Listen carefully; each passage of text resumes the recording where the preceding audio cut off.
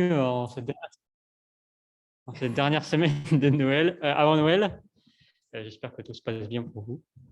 Là, on est vraiment pas nombreux, donc surtout si vous avez des questions, ça va être l'occasion de faire quelque chose de très interactif. Surtout que je pense que les présentations vont être hyper intéressantes. Donc, surtout, n'hésitez pas à poser des questions. Euh, Aujourd'hui, on termine la session, enfin le trimestre Toulouse Data Science 2021 par donc, le dernier multisujet observation de la Terre. Donc avec Emma ici présente qui va vous parler du satellite ESMOS. Et Jean-Marc qui n'est pas encore arrivé, qui va vous parler de données spatiales, de quelques exemples d'utilisation des données spatiales qu'il rencontre dans son métier. Tout le monde est venu. Est-ce qu'il y a des gens qui viennent pour la première fois au TDS? Je crois que tout le monde est OK. Très vite, très rapidement, du coup, du coup, vu qu'on est pas beaucoup, qu'est-ce qui vous a fait venir à ce meet-up enfin, Pour ma part, je connais un petit peu Jean-Marc et un petit peu Emma, et du coup, je m'intéresse déjà à ce que faisait Jean-Marc Ness il y a quelques temps, et je n'ai pas trop suivi quelles sont ses applications. Et du coup, j'étais curieux de voir un petit peu le présenter. OK. Aussi au spatial et à l'observation de la Terre, et je voulais savoir à quelle manière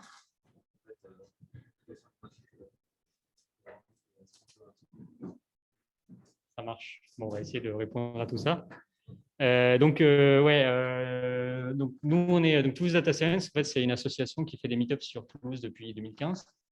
Et on fait généralement plusieurs types d'événements. On essaie de réunir un peu une communauté en dehors d'un contexte, contexte semi-professionnel autour de la data à Toulouse.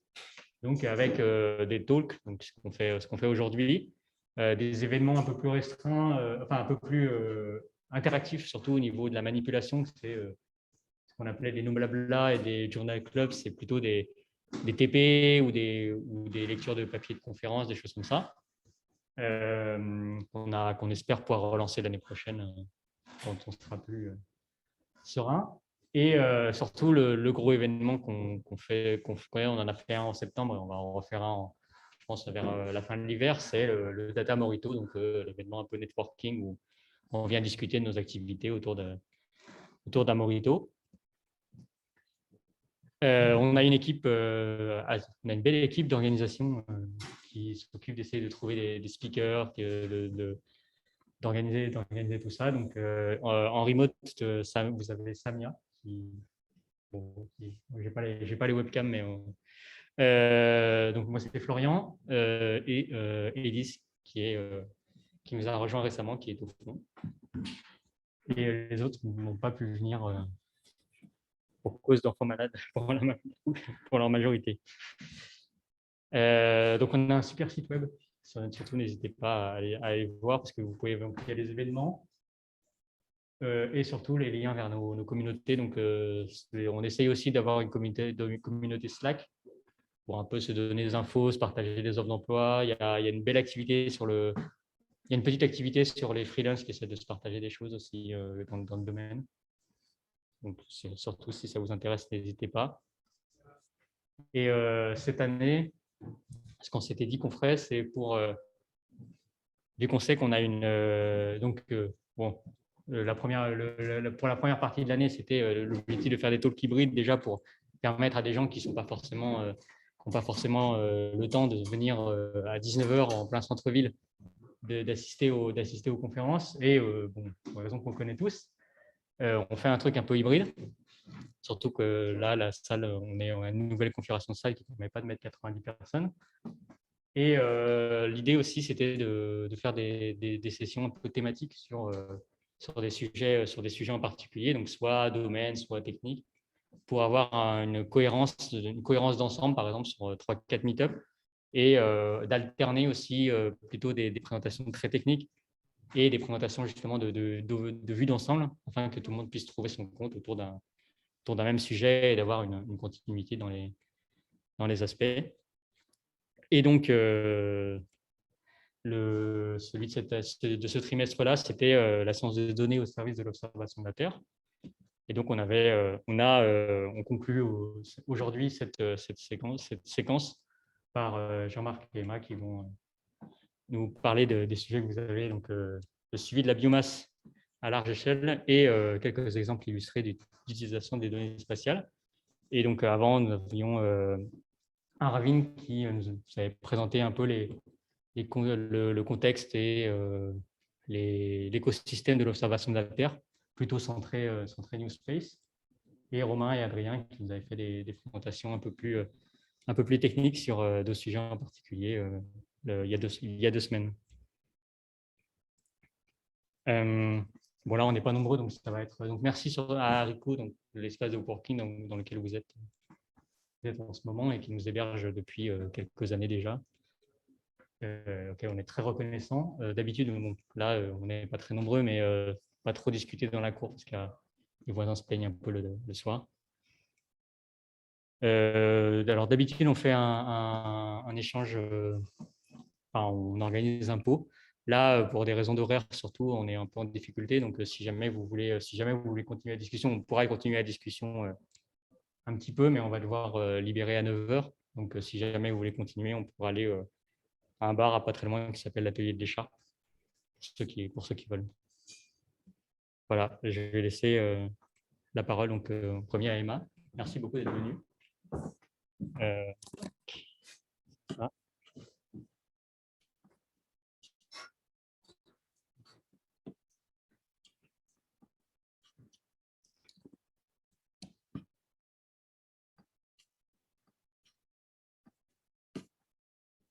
Yes, normalement c'est bon.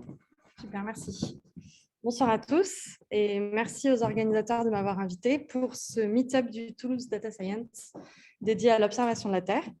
Donc, je m'appelle Emma Bousquet, je travaille au CESBio depuis 3 ans en tant que contractuelle du CNRS.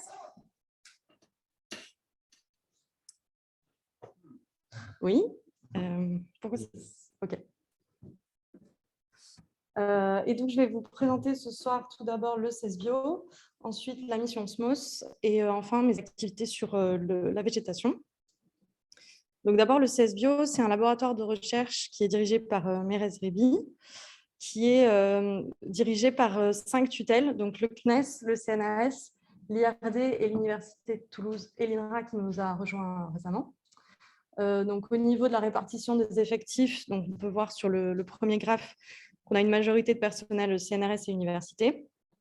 Et au niveau de la répartition des effectifs par statut, on a une majorité de permanents, mais quand même une grosse proportion de doctorants et CDD.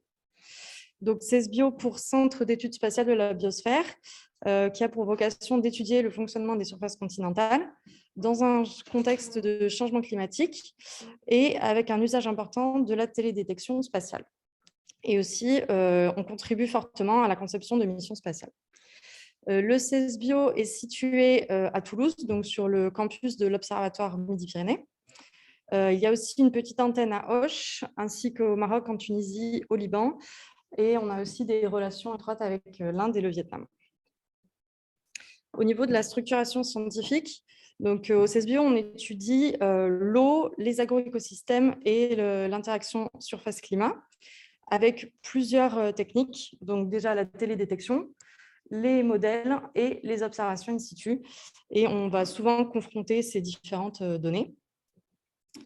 Au niveau de la modélisation spatialisée, alors ce n'est pas du tout mon domaine, mais j'ai quand même laissé cette planche pour vous montrer qu'au CESBio, on a des collaborateurs qui sont spécialistes de la modélisation et qui ont développé des modèles, notamment SAMIR, SAFI, SAFI CO2, qui permettent d'estimer le rendement des cultures, la consommation en eau ou les bilans de carbone. Donc, en entrée de ces modèles, on va avoir souvent des données de télédétection. Donc, on voit ici des images optiques, Spot, Landsat, Sentinel-2. On utilise aussi du radar, donc Sentinel-1 notamment. Ces données télédétection vont permettre de fabriquer, par exemple, des cartes d'occupation du sol ou d'autres cartes qui vont rentrer en entrée des modèles.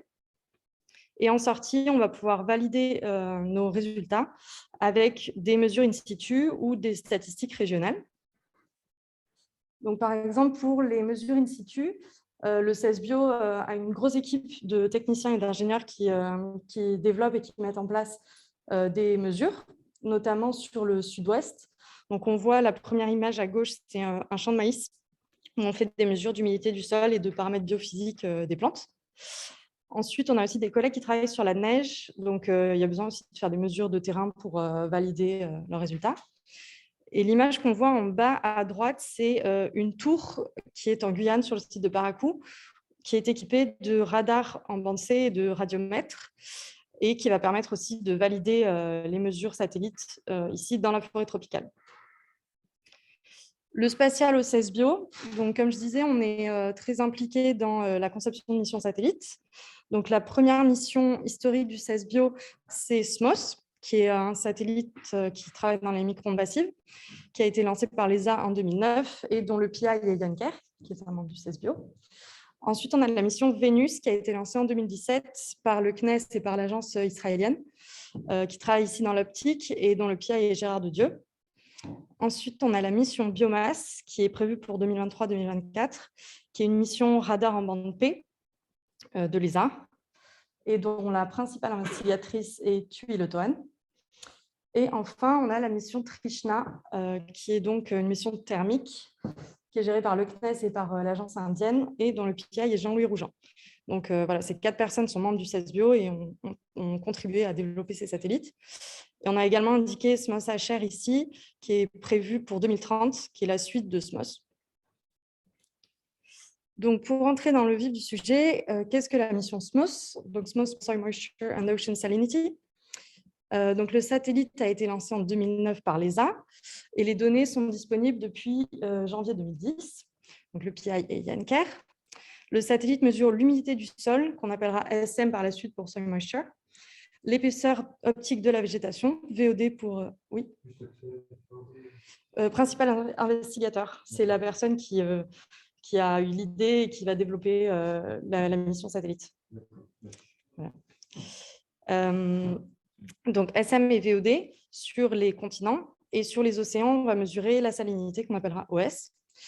Les spécifications du satellite, donc c'est un radiomètre en bande L à une fréquence de 1,4 GHz et une longueur d'onde de 21 cm. La résolution spatiale est très basse, on est à 43 km projeté à 25 km, mais on a une très bonne résolution temporelle puisqu'on a une couverture globale en 3 ou 4 jours. Les heures d'observation, c'est 6 heures et 18 heures au nadir et à l'équateur.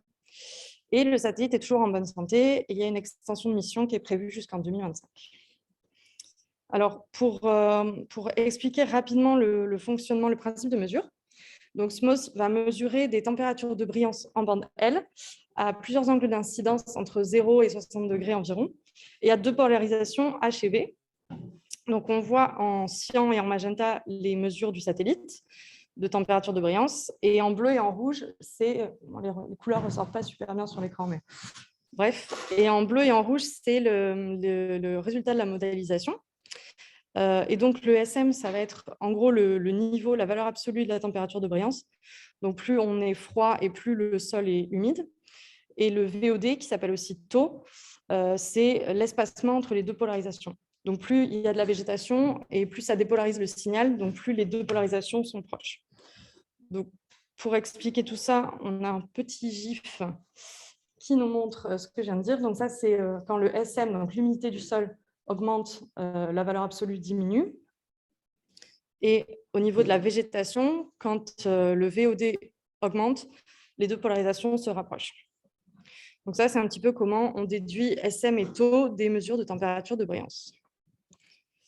Au niveau des produits qui sont distribués, donc on a 4 niveaux. Le niveau 1, c'est les températures de brillance directement en polarisation XY. Le niveau 2, c'est le SM, le VOD et l'OS. Et ces deux produits sont distribués sur une grille à 15 km, qui est une grille hexagonale. C'est ce qui est montré ici à droite. Donc, les grilles hexagonales, c'est bien pour la représentation physique du signal, mais ce n'est pas hyper pratique à manipuler quand on fait du traitement d'image. Donc, au niveau 3, on a une grille qui est une grille rectangulaire qui est à 25 km. Et on distribue le SM, le VOD et l'OS par le CATDS qui veut dire Centrale de traitement des données SMOS. Donc, c'est le portail qui distribue les données SMOS. Et ensuite, on a le niveau 4 qui correspond aux applications. Donc, on va combiner les données SMOS avec d'autres données ou des modèles. Et on va par exemple fournir un SM désagrégé à 1 km une humidité du sol en zone racinaire, un indice de sécheresse, une fraction d'eau, etc. Alors, juste pour revenir rapidement sur la grille de SMOS, donc la grille à 25 km s'appelle EaseGrid. C'est une grille irrégulière, comme je le disais, donc, qui fait 625 km², donc elle conserve les airs. Mais à 30 degrés, on va avoir un pixel carré de 25 par 25. À l'équateur, le pixel va s'aplatir et au pôle, il va au contraire s'allonger. Donc, les airs sont conservés, mais la taille du pixel change. Et donc, cette grille a été sélectionnée parce qu'elle conserve les airs, donc ça, c'est intéressant, et parce qu'elle était déjà utilisée pour différentes missions micro-ondes. Alors là, je voulais juste vous montrer les résultats de SMOS en sortie. Donc, sur les terres émergées, on voit le SM, donc l'humidité du sol. Et sur les océans, on voit la salinité en PSS. Donc, l'humidité du sol, c'est en mètres cubes par mètre cube, donc c'est compris entre 0 et 1. Et la salinité des océans, donc c'est en PSS, c'est environ entre 30 et 40. Et on voit bien ressortir sur les continents les zones les plus humides, donc principalement les forêts tropicales. Et sur les océans, on voit bien aussi les rivières qui se jettent dans les océans ou les zones de fonte de glace qui sont moins salées que le reste des océans. Alors, vu qu'on est à un meeting de data science, j'imagine que beaucoup d'entre vous font des réseaux de neurones.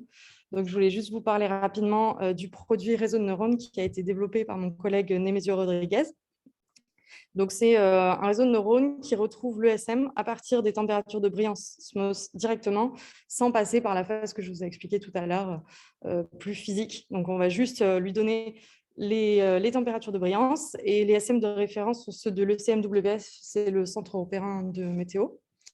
Et on va valider avec des mesures in situ, et on a obtenu des qualités comparables avec l'ESM classique. Alors, je vais vous parler des applications de SMOS. Donc, l'intérêt de SMOS, c'est qu'il permet d'observer différents éléments du cycle de l'eau, l'humidité du sol, le SM, le contenu en eau de la végétation, le VOD, les pluies, les zones inondées et les océans. Et ça, c'est très important, puisqu'on sait que dans un contexte de changement climatique, on va avoir une modification importante du cycle de l'eau. Et donc, SMOS va permettre d'étudier tout ça depuis 10 ans. Donc, pour rentrer dans les applications, on a une application qui s'appelle Amélioration des produits de précipitation, qui est développée par nos collègues de l'IGE, donc Thierry Pellerin notamment. Donc là, le concept, c'est juste d'exploiter les mesures de SM de SMOS pour améliorer les produits de précipitation qui ne sont pas très fiables pour l'instant. Donc ça, c'est une première application. Ensuite, on a une application de fraction d'eau. Donc ça, c'est développé au CSBio par Ahmad Albitar. Donc, à partir des températures de brillance SMOS, on peut directement déduire une fraction d'eau. Et ça, c'est temporel, c'est-à-dire que là, on montre une carte de fraction d'eau pour un mois, mais ça a été développé depuis 2010 jusqu'à 2021. Donc, on a des fractions d'eau dynamiques. Et ce produit a même été désagrégé à 1 km, c'est ce qu'on voit en bas. Donc, on a des cartes de... Oh. C'est au niveau du sol, la fraction du pixel qui est inondée. La surface en eau dans le pixel. Ouais. Vraiment pas humide, vraiment d'eau inondée, quoi. Ouais. Ouais, ben, je ne sais pas pourquoi, parce que sur mon écran, ça marche. Il fait des pauses. OK. Voilà, donc ça, c'est pour la fraction d'eau. Ensuite, on a les applications qui concernent la salinité des océans. Donc ça, c'est nos collègues de l'IFREMER et du laboratoire de l'océan qui développent la partie océan. Donc nous, on est plutôt sur la partie terres émergées, mais je vais vous montrer quelques applications intéressantes. Donc déjà, on voit la première application, c'est le suivi du Gulf Stream.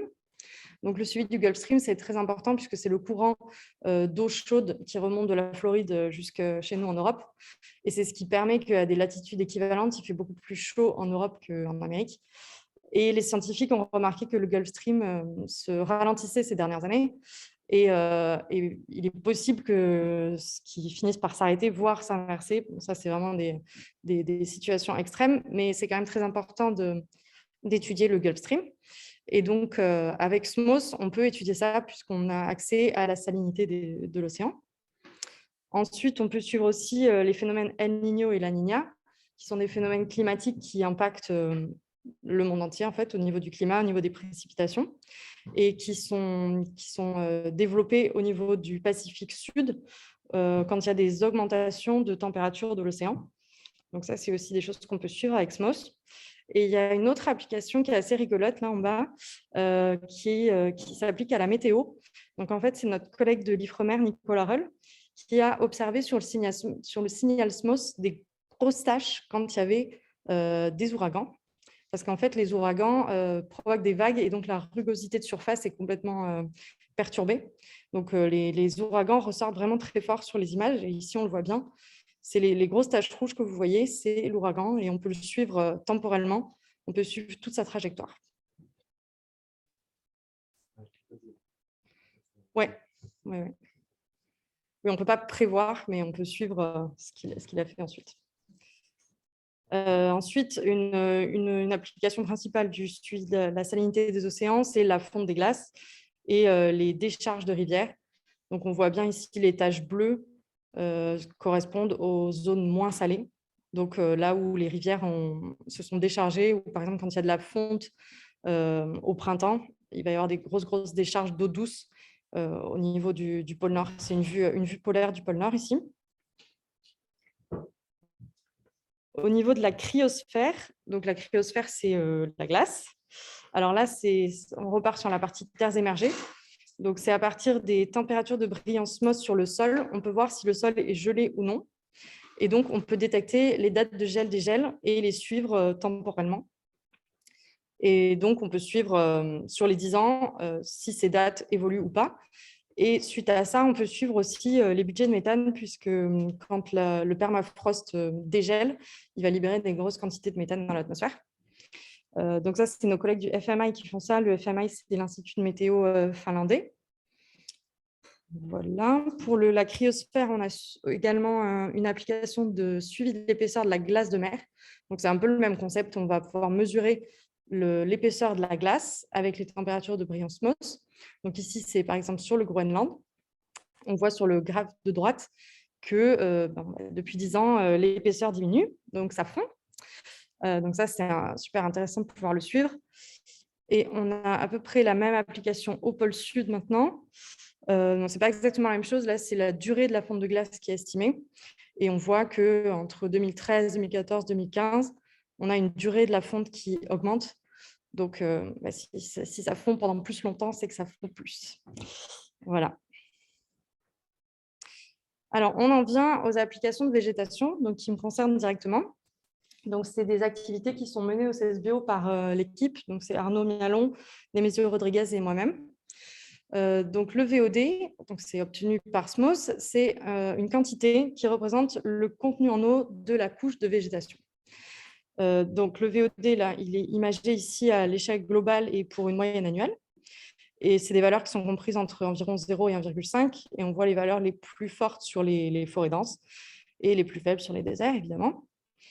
Ensuite, quand on compare à l'AGB, qui veut dire Above Ground Biomass, donc c'est la quantité de biomasse, on constate une forte corrélation entre les deux cartes. Et quand on trace l'un par rapport à l'autre, on a une tendance qui est quand même fortement linéaire, même s'il y a pas mal de dispersion, mais on voit que les deux quantités sont bien corrélées.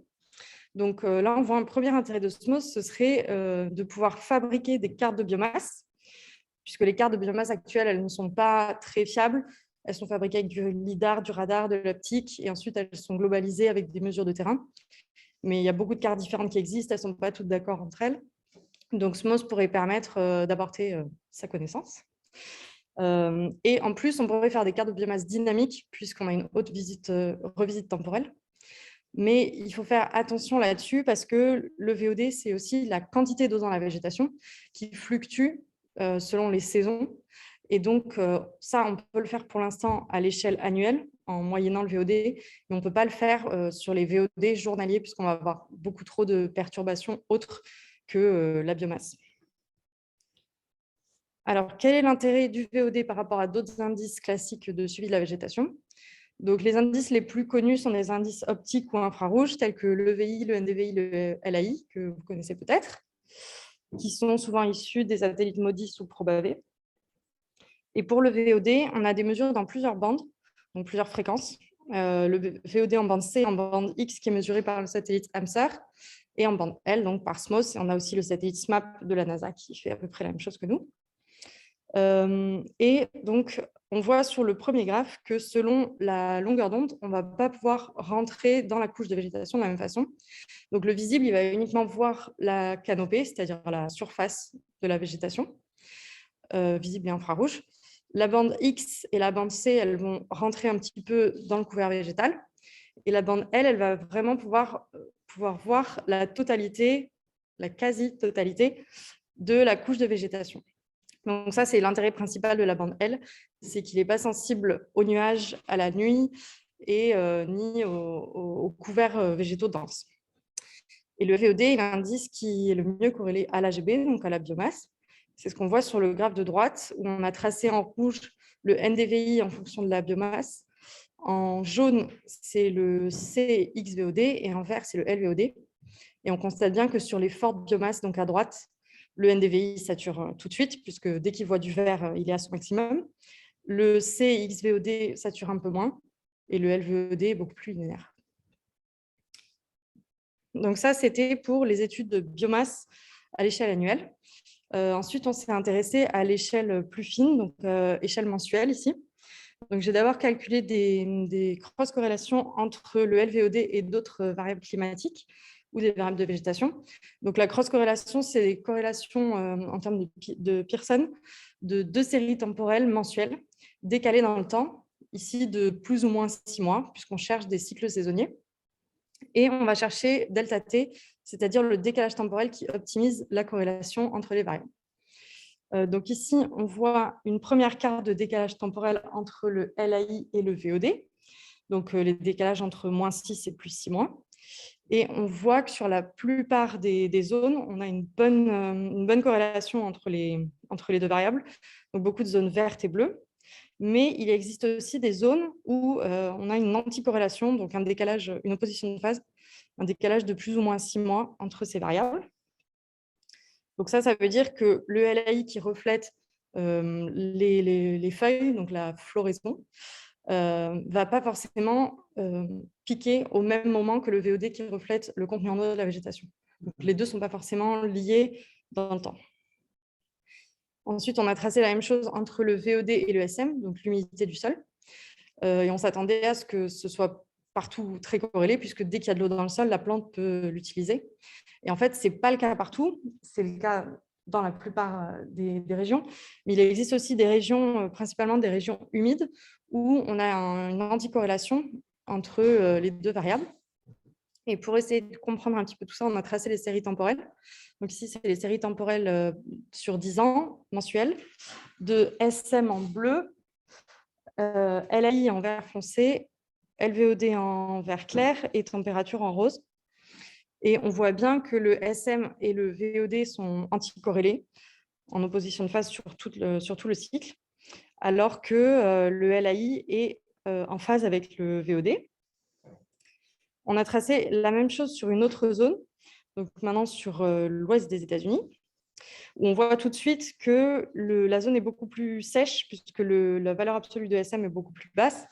Pareil, il y a beaucoup moins de végétation, la valeur absolue du VOD est beaucoup plus basse aussi. Et ici, on voit que les cycles SM-VOD sont hyper phasés, alors qu'on a une anticorrélation avec le LAI.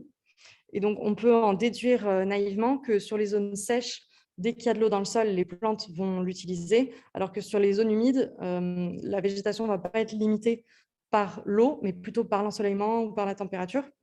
Et donc, les plantes vont plutôt attendre le cycle de température pour pousser et pour croître. Donc, si on généralise ça à l'échelle globale, donc là, on a tracé le delta T VODSM, donc ce que je viens de montrer, là, ce coefficient, entre -6 et +6 mois, en fonction de l'humidité moyenne du sol sur la zone. Et on voit bien que les zones les plus humides correspondent aux zones où on a un plus fort décalage temporel. Donc, ça confirme ce que j'ai expliqué avant. Donc, sur ces zones-là, sur les zones humides, l'eau n'est pas le paramètre limitant, mais c'est plutôt la température ou l'ensoleillement. Alors ensuite, une autre application qu'on a développée au CESBio, c'est le suivi de la déforestation. Donc, comme on a dit, le VOD est très corrélé à l'AGB et on a 10 ans de mesures sur lesquelles on peut tracer des tendances. Donc là, on a tracé les tendances sur l'Amazonie uniquement, les tendances de VOD, et on voit bien ressortir en rouge les zones avec des tendances décroissantes depuis 2010 et qui correspondent sur la carte de droite aux zones les plus déforestées. Donc ça, c'est une carte qui est issue du Trick-over Loss de Hansen. Et quand on trace les séries temporelles sur une zone particulière qui est fortement déforestée, on voit bien la décroissance, notamment du LVOD en vert clair. Le LVI, qui est l'indice optique, est quasiment stable sur les 10 ans. Et le XCVOD diminue aussi, mais moins fortement que le LVOD. Donc ça, c'est super intéressant et ça montre l'apport d'osmose, non pas pour détecter la déforestation, parce que ça, on le fait beaucoup mieux à haute résolution avec le radar ou l'optique, mais par contre, pour suivre l'impact à long terme sur la végétation et sur sa repousse ensuite, osmose a vraiment un intérêt. Et dans le même style d'application, on a étudié aussi les feux, donc notamment sur les forêts denses, puisqu'on a vu que c'est là que osmose avait le plus d'impact.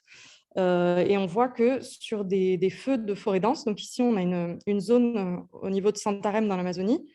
Donc ce qu'on peut voir sur la carte, c'est le Trick-over Loss de Hansen à très haute résolution spatiale. Et les carrés, là, c'est les pixels SMOS, qui sont très gros. Et donc on a pris 2 pixels SMOS sur la zone brûlée et 2 pixels SMOS sur la zone de forêt primaire intacte. Et on a tracé les séries temporelles.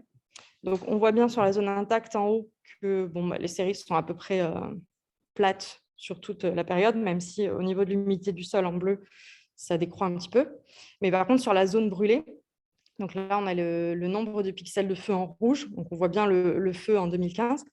On a un fort décrochage en fait, du VOD, de l'EVI aussi. Et alors, l'EVI va remonter beaucoup plus vite puisque l'EVI représente une fois de plus les feuilles. Donc, les feuilles... L'EVI, c'est Enhanced Vegetation Index. C'est un indice de végétation classique optique et infrarouge qui image que les feuilles, un peu comme le LAI. Et donc, qui va remonter beaucoup plus vite que le VOD, qui lui est impacté sur le long terme, puisque le VOD représente plus la biomasse totale, les troncs, etc. Donc, ça va être beaucoup plus long à repousser. Et on voit aussi une deuxième chose, c'est sur le cycle du SM, donc l'humidité du sol. Avant le feu, on a un cycle qui n'était pas très fort. Et après le feu, le cycle va vraiment s'intensifier. Donc ça montre que la destruction du couvert végétal va être vraiment néfaste pour les sols, puisqu'on sait que les forêts permettent de stabiliser les sols et de garder toujours une humidité à peu près constante. Donc là, on va complètement perturber le fonctionnement du sol. Ça, c'est la généralisation à l'échelle de toutes les forêts tropicales.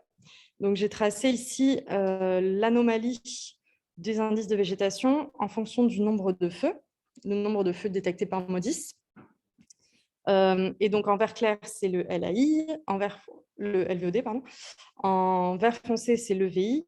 En rose, c'est le CVOD et en orange, le XVOD, pardon. Et on constate, ici, on est 1 à 3 mois après le feu, donc juste après le feu. On constate que l'EVI et le LVOD sont les indices les plus touchés par le feu. Et quand on regarde de 2 à 3 ans après le feu, il y a uniquement le LVOD qui est encore impacté fortement. Les autres indices sont déjà remontés. Donc, une fois de plus, ça montre l'intérêt d'osmose sur la végétation.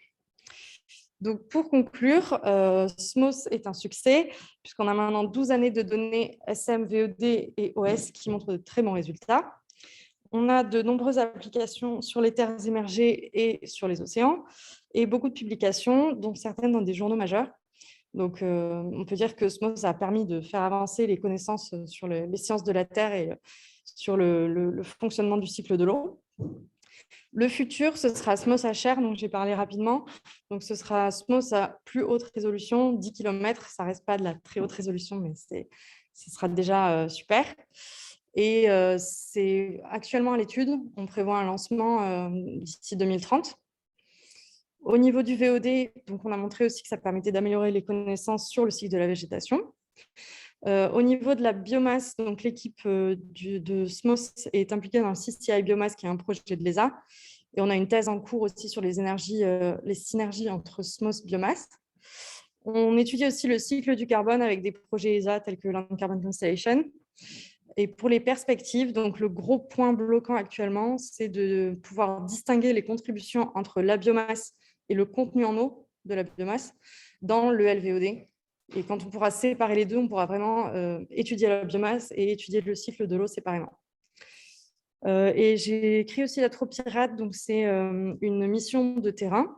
Donc c'est sur la tour en Guyane que j'ai montré tout à l'heure, qui a été équipée récemment d'un radiomètre en bande L, donc un peu le même style que SMOS, et qui va pouvoir permettre de valider notre LVOD. Il y a aussi des sondes d'humidité du sol, donc on va pouvoir valider l'ESM.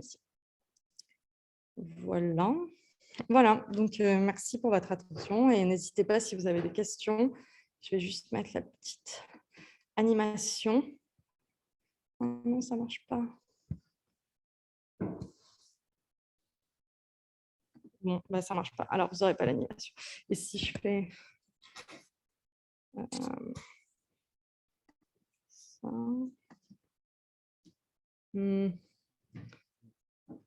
Bon, bah, tant pis, vous n'aurez pas l'animation, c'est pas grave.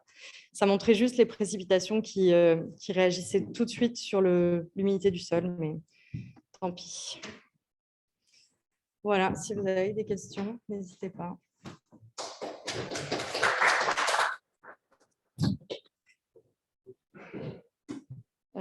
Oui, priorité aux filles.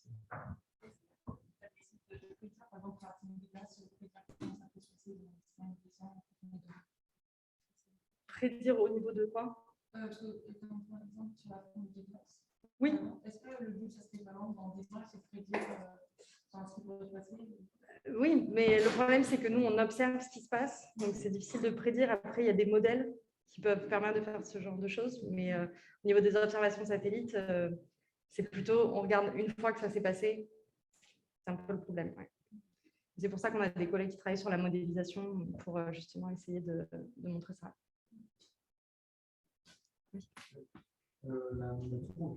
Oui. Il y a aussi sur la bande L et elle regarde la canopée ou cette traversant face à Oui, elle regarde la forêt. Donc, elle est orientée vers le bas. Ouais. En fait, c'est une tour qui est vraiment très haute et qui est au-dessus de la canopée et qui regarde vers la canopée. D'accord. Ouais. Et donc, c'est juste ça se passe là, par contre. Ah oui. De toute façon, le problème des mesures de terrain, c'est que c'est hyper localisé. Donc, par exemple, pour les mesures d'humidité du sol, ça existe dans plein d'endroits. On a validé nos mesures satellites avec des mesures de terrain. Le problème, c'est que les mesures de terrain, c'est vraiment très localisé. Et au niveau de l'humidité du sol, il y a une variation spatiale qui est très forte.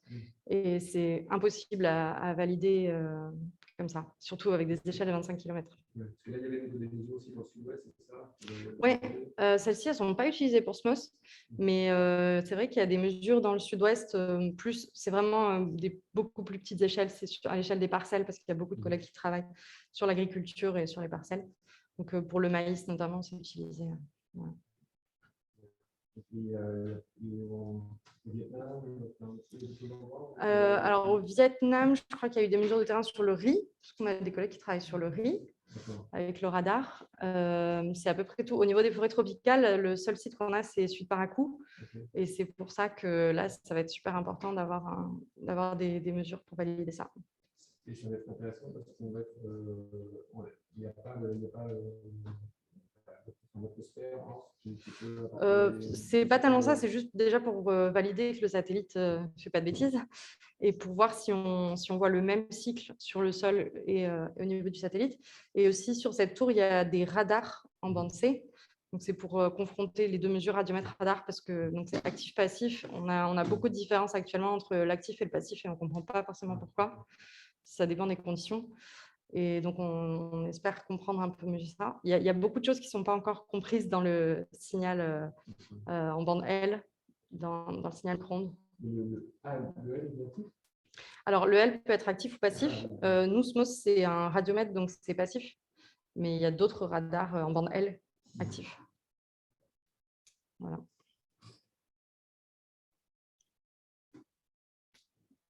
question sur SMOS HR. Ouais. Donc l'idée, c'est d'aller plus vers de la plus haute résolution. Est-ce que dans le cadre de SMOS actuel, il y a des travaux qui ont été faits pour essayer de faire de la super résolution en hybridant du SMOS avec d'autres technos? Oui, tout à fait. Je l'ai écrit, mais je pense que je ne l'ai pas dit au tout début. On distribue au niveau 4, c'est où là, un SM désagrégé à 1 km. Et donc ça, c'est fait avec les températures de surface MODIS. Voilà, c'est une thèse qui a été soutenue récemment par Nitou Oja et avec l'aide d'Olivier Merlin. Et du coup, il y aurait un intérêt d'intégrer du Trishna, par exemple, pour aller un peu plus loin? Ça peut être une idée, ouais. Ça peut être une idée. Je pense qu'actuellement, les résultats sont déjà très bons avec les températures de surface MODIS, mais oui, quand Trishna sera... Ouais. Ouais. Après, c'est compliqué de partir de 25 km et de descendre. On ne peut pas non plus inventer. Il faut faire attention aux facteurs, quoi. C'est quoi la révolution Trishna? 57 degrés. Ah oui, mais par rapport aux 25 km. Ouais.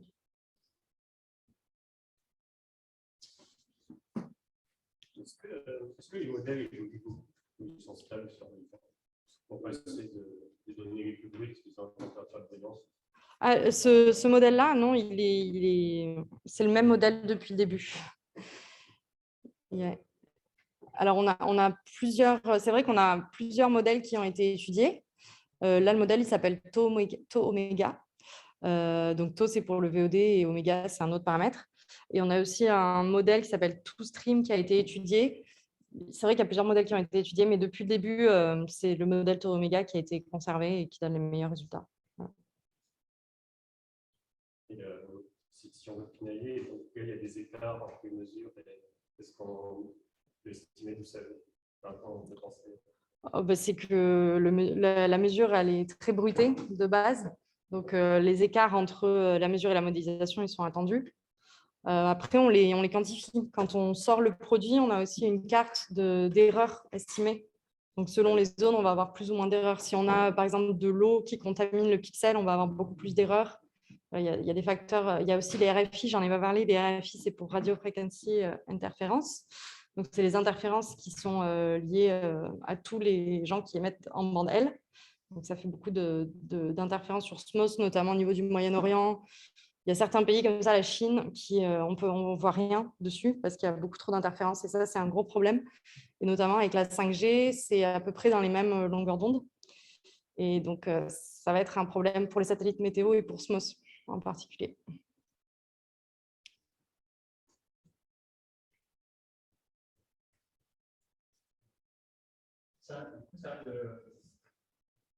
Quand vous traitez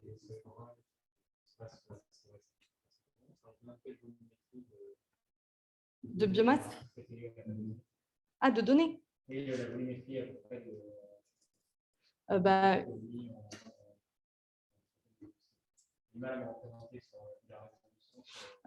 Donc, une carte globale, elle fait 584 par 1388 pixels.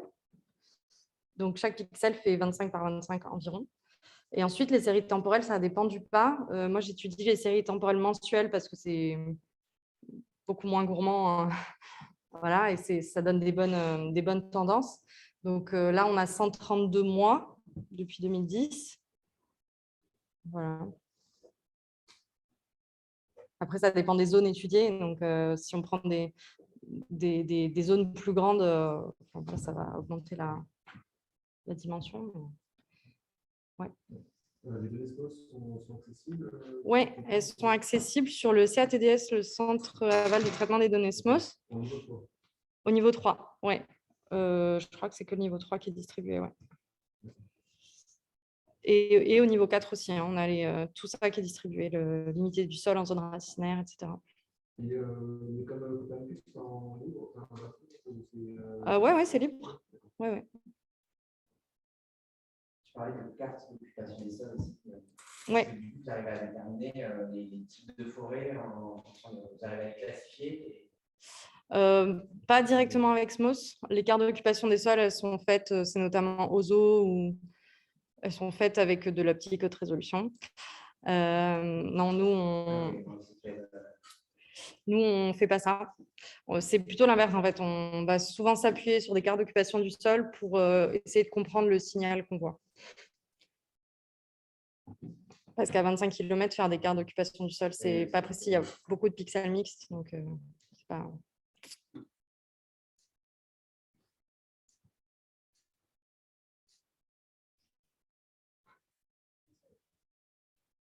Pardon? Tout à fait, merci. Ben voilà.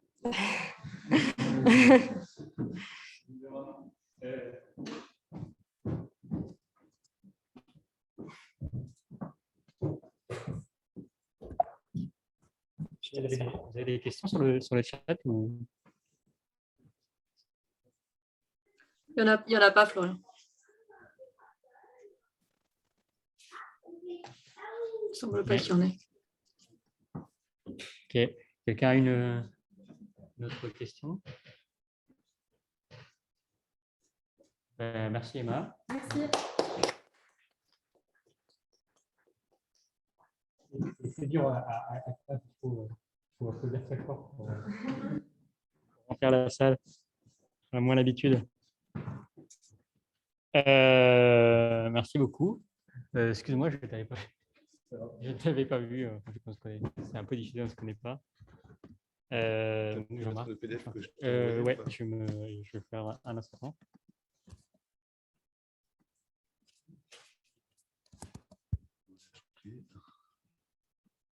Oui, c'est aussi bien.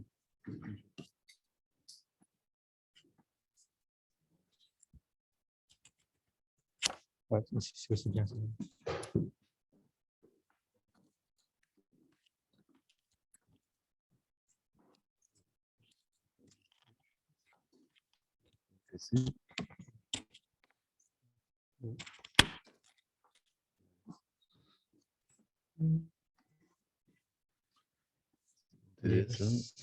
C'est la 0 bis. Juste repartager. Je l'ai envoyé par mail. Ça marche. Tu peux le mettre en plein écran. Ouais, je vais repartager le.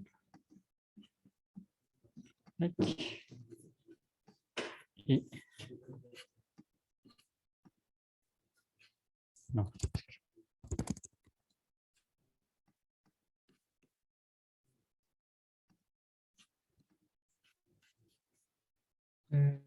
Contrôler sur Windows. Oula. Je masque.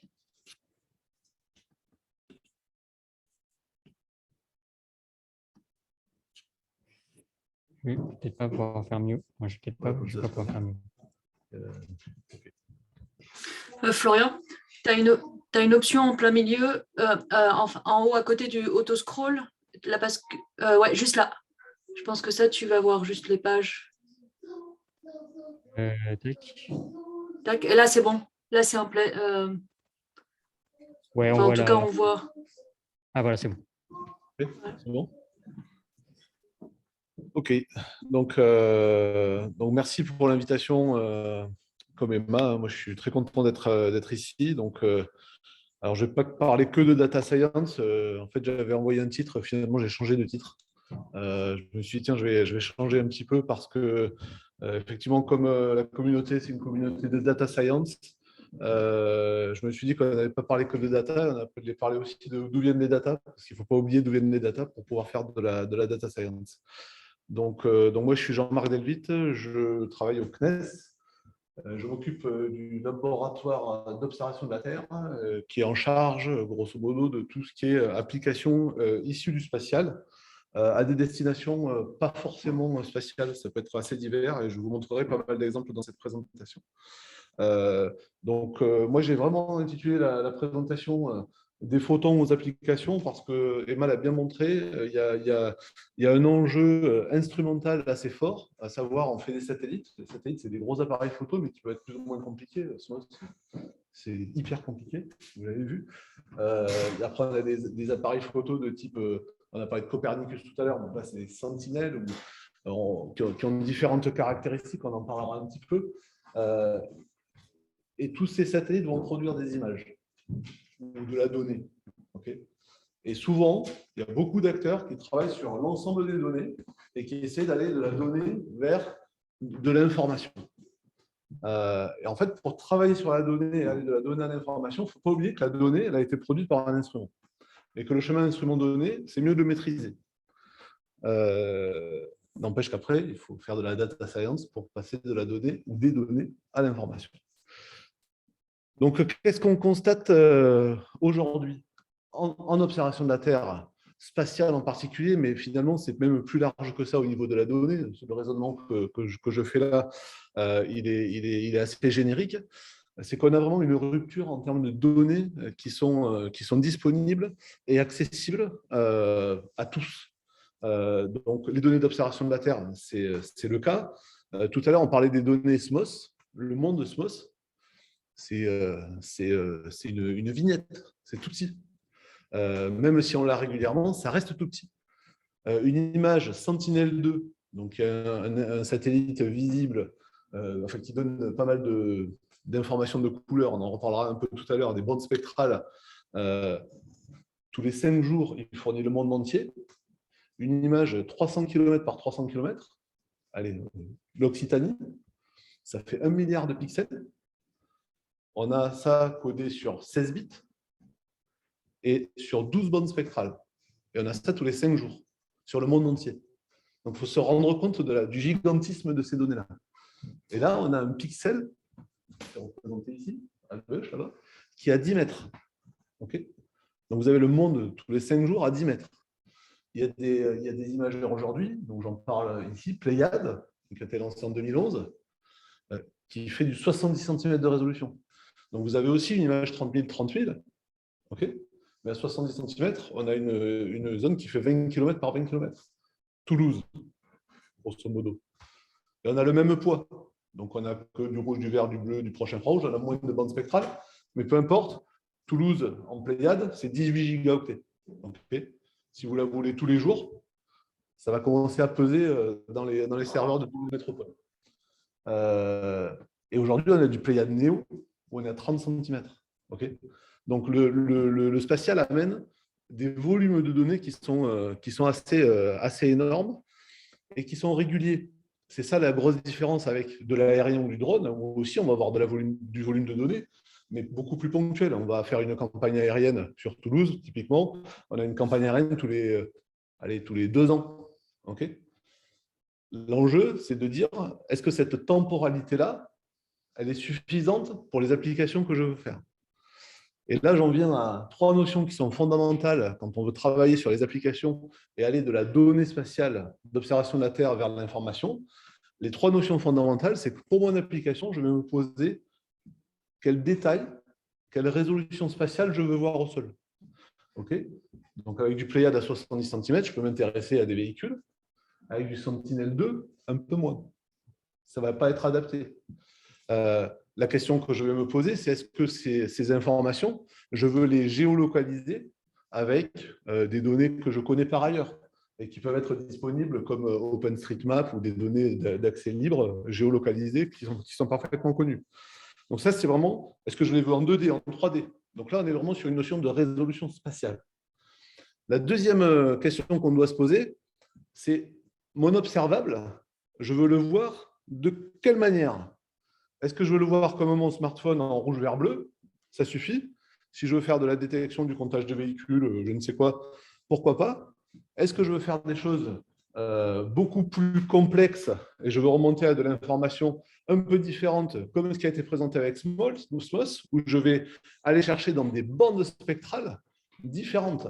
Là, on est allé sur de la bande bande C, bande L, etc. Il y a plusieurs bandes spectrales possibles. On peut regarder un peu plus près dans le spectre. On va aller sur de l'infrarouge thermique. On est à Toulouse Métropole. Un des enjeux, c'est tout ce qui est l'eau de chaleur urbain. Si on va traquer de l'infrarouge thermique, on va avoir des informations qui vont être différentes que si j'ai simplement du rouge-vert-bleu de mon téléphone. Donc ça, c'est la résolution spectrale. Et le dernier axe extrêmement important, c'est tous les combien je veux faire cet observable. Et ça, c'est la résolution temporelle. Et aujourd'hui, la grosse nouveauté, finalement, c'est que les données, elles arrivent tout le temps. Et on peut faire des analyses temporelles qu'on ne pouvait pas faire il y a 5 ans. Allez, 10 ans. Mais il n'y a pas si longtemps que ça. Donc, ce gigantisme de données et cette capacité à couvrir cet espace à 3 dimensions, elle est vraiment nouvelle et c'est ça qu'il faut arriver à gérer.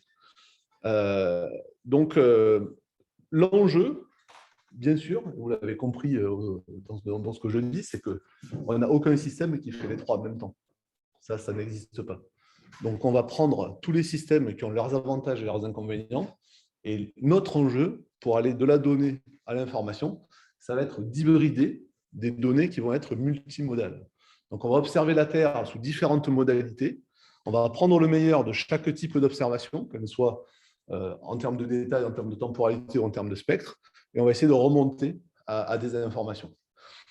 Là, je reste que sur le spatial, mais je peux aussi aller sur des données d'autres types, des données qui sont plus vecteurs, comme OpenStreetMap, comme toutes les données Open Data que vous avez au niveau de l'État français, au niveau des métropoles, etc., etc. Donc, vous avez beaucoup de données qui sont disponibles et qui peuvent amener une information supplémentaire. Alors, un des enjeux, bien sûr, c'est de comprendre le signal. Quand on travaille sur du spectral, il faut remonter à des notions de mesure physique pour bien interpréter ce que l'on voit. L'autre enjeu, c'est effectivement d'être capable, en capacité de passer à l'échelle, pour passer des traitements à l'échelle, donc sur du cloud, sur des machines type HPC, etc., et avoir des algos qui permettent de mélanger un petit peu tout ça. Alors, quelques exemples de modalités, toutes complémentaires. Finalement, j'ai mis en haut à gauche celle que tout le monde a vue. C'est-à-dire, on va sur Google Maps, on regarde un peu le fond carto. Alors, le fond carto, il est très rarement spatial quand vous le regardez. Il est souvent aérien sur Google Maps. Vous avez des données à 10, 15, 20 cm, c'est de l'aérien. Par contre, si vous allez chercher en Afrique, en Amérique du Sud, en Asie, enfin dans des zones qui sont un peu couvertes, ou si vous allez dans le Quercy, ici, ou pas très loin d'ici, vous n'allez pas avoir de l'aérien à 20 cm. Okay. Par contre, vous allez avoir, vous pourrez regarder le copyright sur Google Earth. Le copyright vous dit un peu la provenance de la donnée. Vous allez avoir de l'imagerie spatiale, souvent parce qu'en fait, l'imagerie spatiale, elle couvre tous les territoires. Et ça, c'est vraiment l'intérêt de l'imagerie spatiale. Donc là, on est sur du 70 cm, ça ne se voit pas trop, là j'ai mis Toulouse, hein, mais je vous le dis, 70 cm, on a du rouge, du vert, du bleu, et une bande qui s'appelle le proche infrarouge, qui est vers 800 nanomètres et qui permet d'avoir une corrélation intéressante avec la végétation, j'en reparlerai un petit peu après. Quand on prend une image très haute résolution comme Pléiade, en fait, on peut au lieu de prendre une seule image, donc le satellite il passe, il va faire une acquisition, en fait, on va lui dire, non, tu passes, tu fais une acquisition, tu bascules et tu refais une acquisition. Okay. Donc là, on a une acquisition que l'on appelle stéréoscopique. Avec l'acquisition stéréoscopique, on peut générer de la donnée 3D. Donc c'est ce que j'ai mis ici, plus c'est rouge, plus c'est haut. Okay.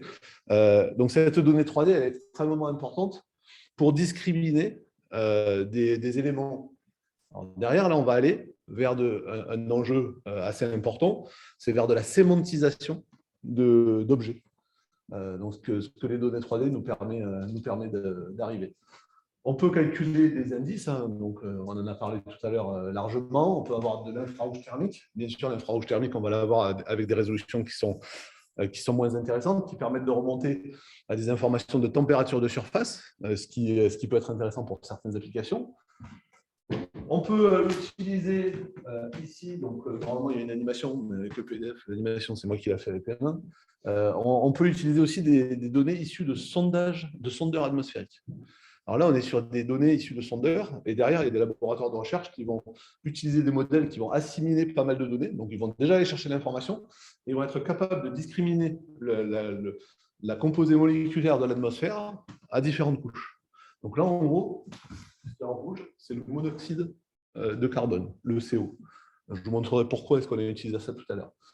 Et un autre exemple ici, alors je le mets parce qu'il est assez sympathique, c'est on regarde la nuit. Donc c'est une image visible du rouge, du vert, du bleu, hein, très simple, mais vue de nuit. Donc là, il y a une résolution qui est métrique. Là, on est à Toulouse. Vous repérez l'avenue Jean Jaurès, le stadium éclairé. Donc, vous voyez, on a une autre information qui peut être éventuellement utile pour différentes applications. Alors, si j'espère qu'il y a un timekeeper là, qui me fait coucou si je dépasse, hein, parce que si on regarde un petit peu, qu'est-ce qu'on peut faire de tout ça? Donc déjà, quand on va parler d'hybridation de données, on va aller vers une information. Cette information, elle va être pour quelqu'un. Ce quelqu'un, c'est ce qu'on appelle un utilisateur final. Donc ce quelqu'un, souvent, il ne sait pas traiter la donnée, mais par contre, il a des besoins. Il sait exprimer ses besoins. Et ce quelqu'un, souvent, il a des choses en stock, d'autres données que lui a à disposition et qui vont être extrêmement pertinentes pour le traiteur de données que nous sommes et le traiteur d'images que nous sommes. Donc, quand on utilise, par exemple, sur Sentinel-2, à une résolution de 10 mètres, je schématise, l'ensemble des longueurs d'onde et la temporalité, c'est-à-dire regarder tous les 5 jours l'évolution du paysage, on peut remonter à une information d'occupation des sols. Donc, l'occupation des sols, on remonte à cette information, donc ça, c'est les travaux notamment qui ont été faits au CESBio. On remonte à cette information d'occupation des sols parce que cet utilisateur final, ou alors le chercheur qui a fait l'algo, allait chercher des données de référence pour faire de l'apprentissage. Et cet apprentissage, il est extrêmement utile pour produire ce genre de cartes, mais encore faut-il avoir les données de référence. Okay. Après, derrière, on peut faire du random forest, on fait ce que vous voulez comme algo. Je montre juste l'exemple en dessous, donc des choses qu'on a fait aussi plus récemment. Quand on veut faire une occupation des sols en Guadeloupe, on ne va pas avoir les mêmes besoins en termes de données d'apprentissage qu'en France métropolitaine. Et les classes de l'occupation des sols vont être spécifiques au territoire et dépendantes du besoin. Donc là, on voit qu'il y a une construction, une co-construction à faire avec l'utilisateur final. On arrive à une donnée, une information qui est intéressante, mais finalement, qui s'adresse à une typologie d'utilisateur assez précis. Quand on va regarder l'occupation des sols, on a un format qui est une carte, et cette carte, elle s'adresse à des services de système qui maîtrisent le SIG, le système d'information géographique d'un département, d'une métropole, etc. Il n'y a pas de souci.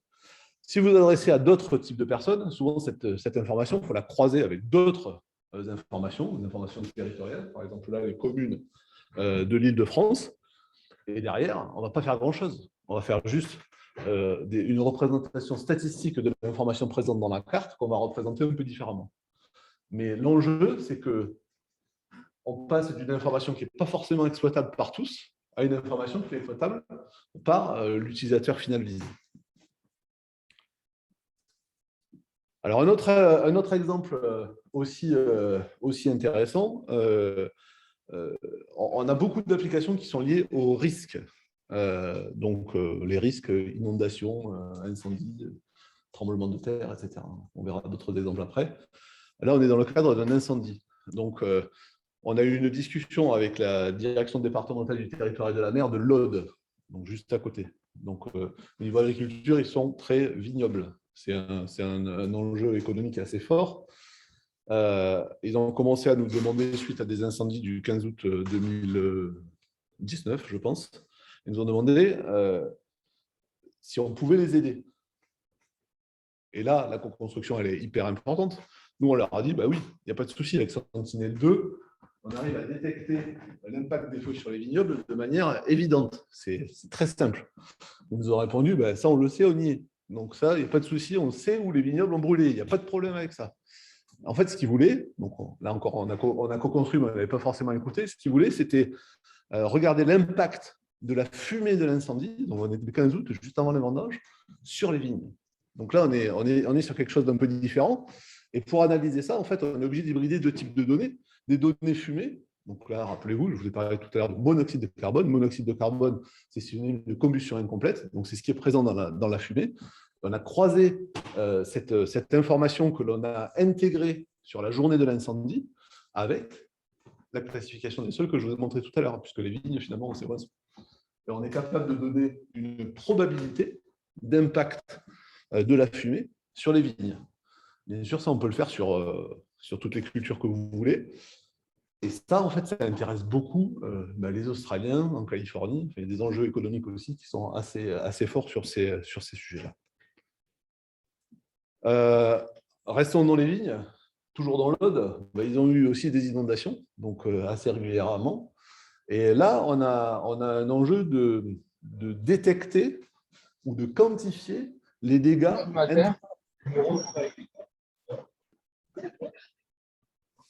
Je pense qu'il y a quelqu'un qui n'a pas coupé son micro. Donc, quantifier les dégâts intraparcellaires. Donc, toujours sur la vigne. La vigne, on a assez de chance, c'est quelque chose qui est assez régulier, c'est assez simple d'un point de vue image.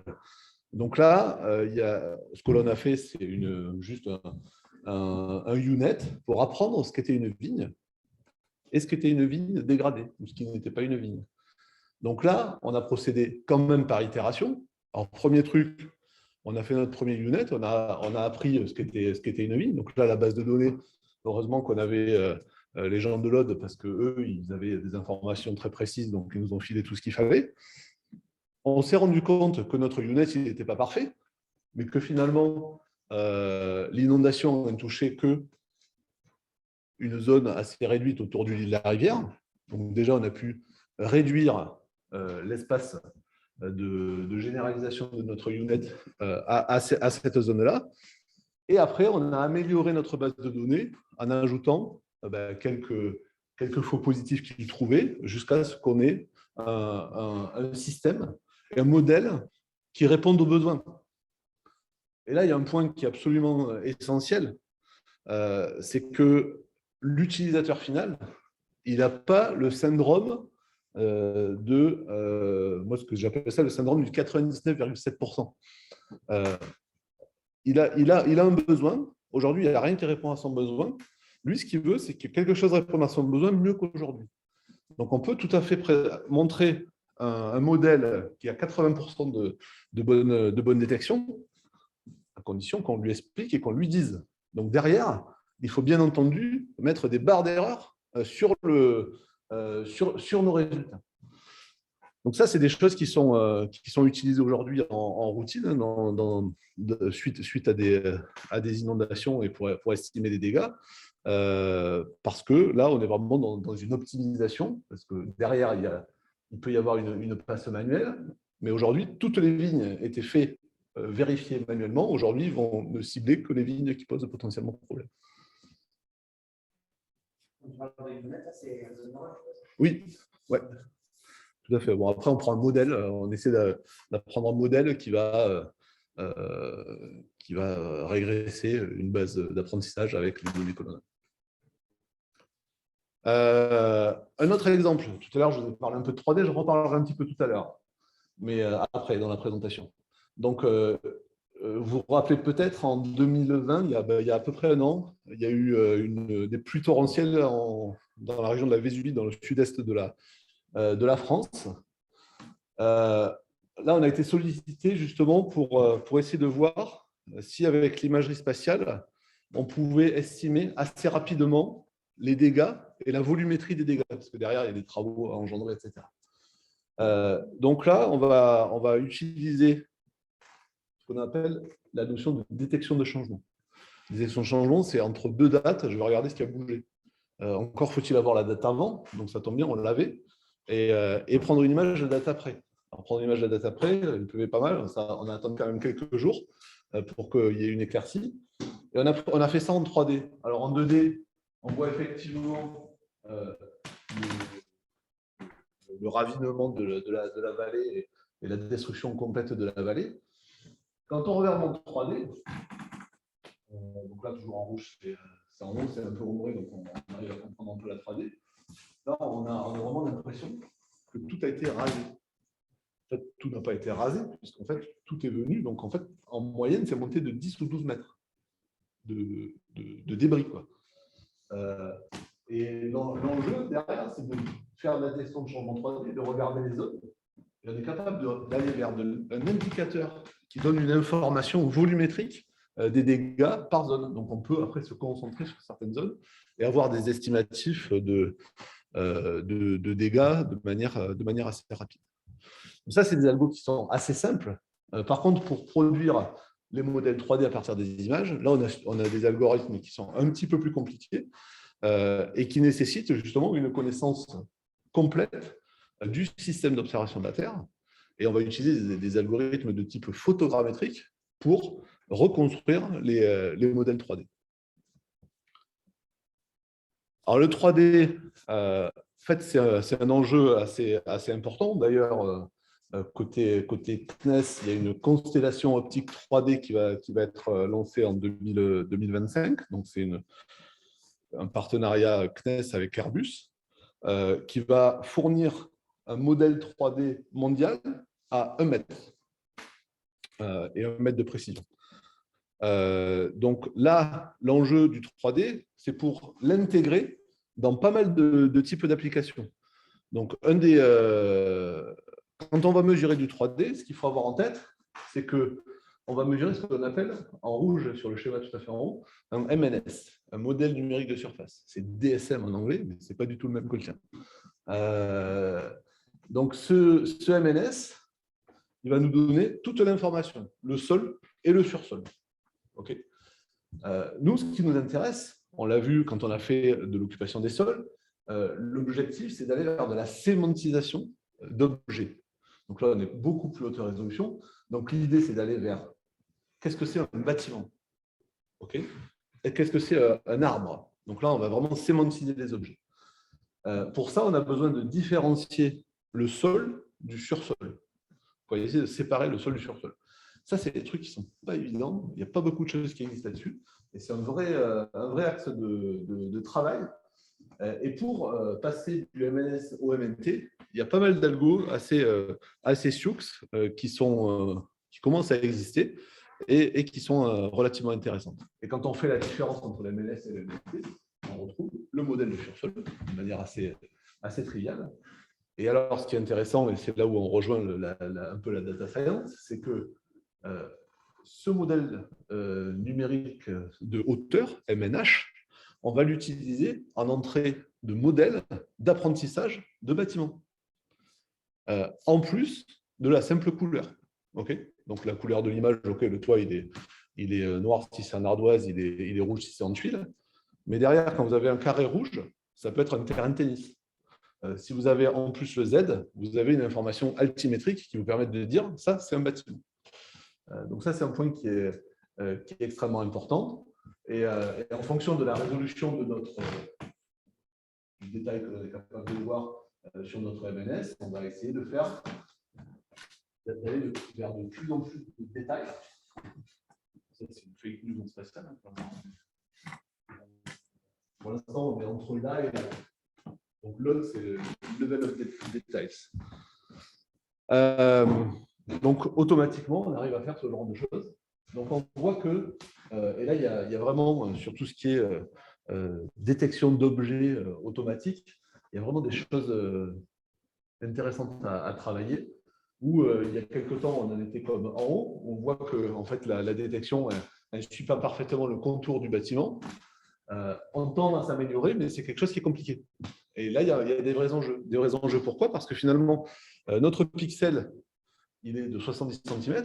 On sait comment notre instrument a été fait, c'est-à-dire qu'en gros, on va avoir une fonction de transfert de notre instrument qui rend flou notre image, tout simplement. Donc, les linéaires ne sont pas parfaitement restitués, alors qu'on sait que notre objet, il est composé de linéaires assez parfaits. Donc là, on va essayer de détecter des objets de résolution plus fine que l'acquisition nous le permet. Une fois qu'on a ça, après, on peut calculer ça. Et ça, qu'est-ce que c'est? C'est les ombres. Alors, les ombres, vous allez dire, une fois qu'on a le modèle 3D, on place le soleil, ce n'est pas très compliqué. Je vous l'accorde. Mais ce n'est pas très compliqué, mais c'est très utile.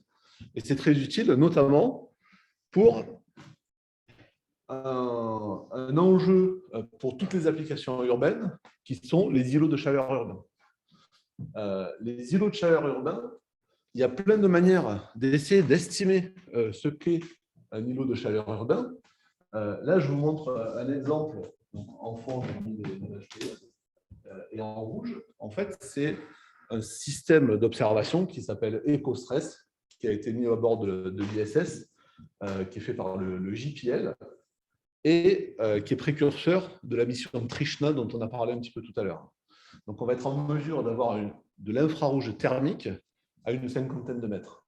Donc, on n'est pas encore du tout au niveau des maisons, on est plutôt au niveau des quartiers, mais ça donne quand même une idée. Pourquoi l'ombre est importante? C'est que finalement, quand on sait où est l'ombre et le pourcentage d'ombre dans la journée sur une zone, en fait, on a une corrélation avec nos îlots de chaleur urbains. On voit aussi, je vous ai parlé de 3D, c'est pas 3D, que finalement, en fonction de la topologie de la ville, on peut définir différentes LCZ, donc Local Climate Zone. Okay, donc en gros, si vous avez une ville qui est toute verte avec des bâtiments bas, ou si vous avez une ville extrêmement basse avec des bâtiments hauts, vous n'avez pas à avoir la même structure de la zone. Et à gauche, on peut définir différentes LCZ sur une ville qui peuvent être très pertinents. Donc là, quand je vous parle de température ici, je vous parle de température de surface, et pas de température de l'air. Et l'enjeu de l'îlot de chaleur urbain, c'est de remonter une information de température de l'air. Et là, il y a du boulot. En gros, l'objectif idéal, et là on travaille pas mal dessus, c'est de trouver une modélisation qui passe de l'ensemble de ces observables, et j'en ai oublié encore, c'était ma note, aux températures de l'air, pour justement essayer de détecter les anomalies, et les anomalies, ce seront des îlots de chaleur urbains. Derrière, on peut aller un peu plus loin si on veut.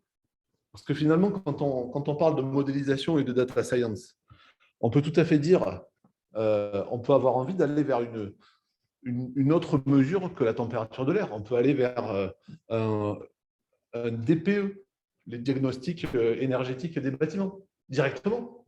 On peut trouver un modèle qui corrèle l'ensemble de ces données avec des choses qui sont un peu plus avancées.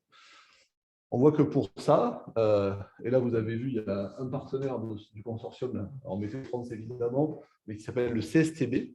Le CSTB, c'est le Centre technique du bâtiment. C'est eux qui sont en charge des normes RT 2012, RT 2020, etc., etc. Et eux, ils ont une base de données absolument gigantesque. Ils ont l'information de tous les matériaux des bâtiments en France. Et nous, en fait, ça, c'est une information qui est cruciale et qui nous manque. C'est-à-dire que quand on veut faire une modélisation et une inversion, par exemple, d'une mesure infrarouge thermique vers de la température de surface, en fait, ce qu'on oublie, c'est que cette mesure, elle dépend de la température de surface et de l'émissivité du matériau. Donc, on fait des hypothèses. Si on connaît cette émissivité de matériaux en entrée, ben, ça nous change complètement le problème et ça nous le simplifie grandement. Donc, une application de ce type-là, elle doit se faire en collaboration avec différents métiers, des gens qui connaissent les capteurs, des gens qui ont des besoins et des gens qui modélisent un petit peu tout ça au milieu. Un autre exemple ici. Alors, je suis volontairement divers dans les applications parce que l'observation de la Terre ouvre un spectre assez large en termes de thématiques. L'autre exemple, là c'est un exemple plus lié à l'agriculture. Je suis revenu sur les vignes. On va me dire qu'on ne travaille que sur les vignes ici. Non, mais, donc, un des enjeux ici, alors il y a des choses qui existent déjà.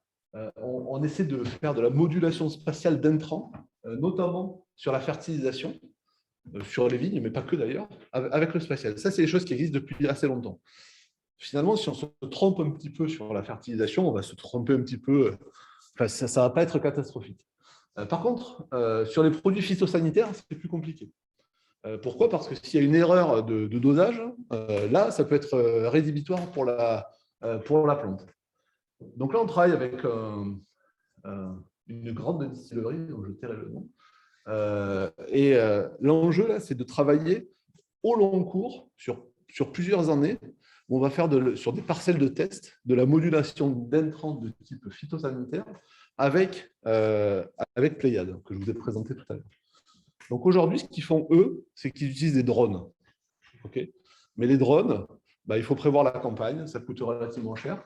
Ça se fait 6 à 8 fois par an, cette modulation d'intrants. Avec une image Pléiade, vous avez en un coup 20 km par 20 km. Donc en gros, à une image, ils ont toutes leurs parcelles. Et s'il faut en faire 6 par an, ils peuvent en faire 6 par an. Mais ce qu'on a remarqué, c'est qu'en fait, la modulation ne changeait pas trop dans l'année. Donc on peut même en faire qu'une par an. Et derrière, ils utilisent des tracteurs géolocalisés et ils ont une capacité à épandre ces intrants sur des zones de 6 mètres par 6 mètres. Alors là, l'effet, il est direct. C'est que, on a constaté qu'en moyenne, c'était 30% d'économie d'intrants, d'un point de vue phytosanitaire, 30% d'économie de produits. Donc, on a un produit qui est HVE, haute valeur environnementale, et très, très simple de convaincre tous les viticulteurs sur ce sujet-là, tous les viticulteurs qui sont équipés, mais il y en a de plus en plus, parce qu'il y a un gain économique direct. Un autre exemple là où effectivement on revient à l'apprentissage. Tout à l'heure, on a parlé d'apprentissage ou de modèles, on a parlé d'objets, on a parlé d'objets bien définis. On a aussi des objets qui ne sont pas bien définis. Par contre, on sait les décrire, mais d'un à l'autre, tous les objets ne se ressemblent pas. Je parle ici de détection de décharge illicite, de dépôt illicite. Quand vous regardez une image, en fait, vous arrivez à le détourer, vous. Il n'y a pas de souci. Si vous avez un peu un œil averti, ça se fait. Par contre, ce n'est pas un avion, ce n'est pas une voiture, ce n'est pas une maison, c'est un truc qui est un peu plus divers. Donc, en fait, là, on dit pompeusement qu'on détecte et qu'on suit les décharges illégales. En fait, ce n'est pas tout à fait vrai. On détecte les gros amas un peu blancs qui sont déstructurés et qui ressemblent très probablement à une décharge illégale. Okay. Donc là, aujourd'hui, on a utilisé des UNET encore, hein, parce que ça marche assez bien. Là, on les a quand même pas mal travaillés. Donc, finalement, le point fort là, de cet exemple-là, c'est qu'on a vraiment travaillé la base d'apprentissage. Et on a une base d'apprentissage qui répond vraiment à un besoin. Une fois que ce modèle fonctionne correctement, l'enjeu, finalement, c'est que quelqu'un s'en saisisse et l'utilise. On s'aperçoit que finalement, la détection, ça ne suffit pas. Nous, on a détecté, on était contents, on s'est arrêté là.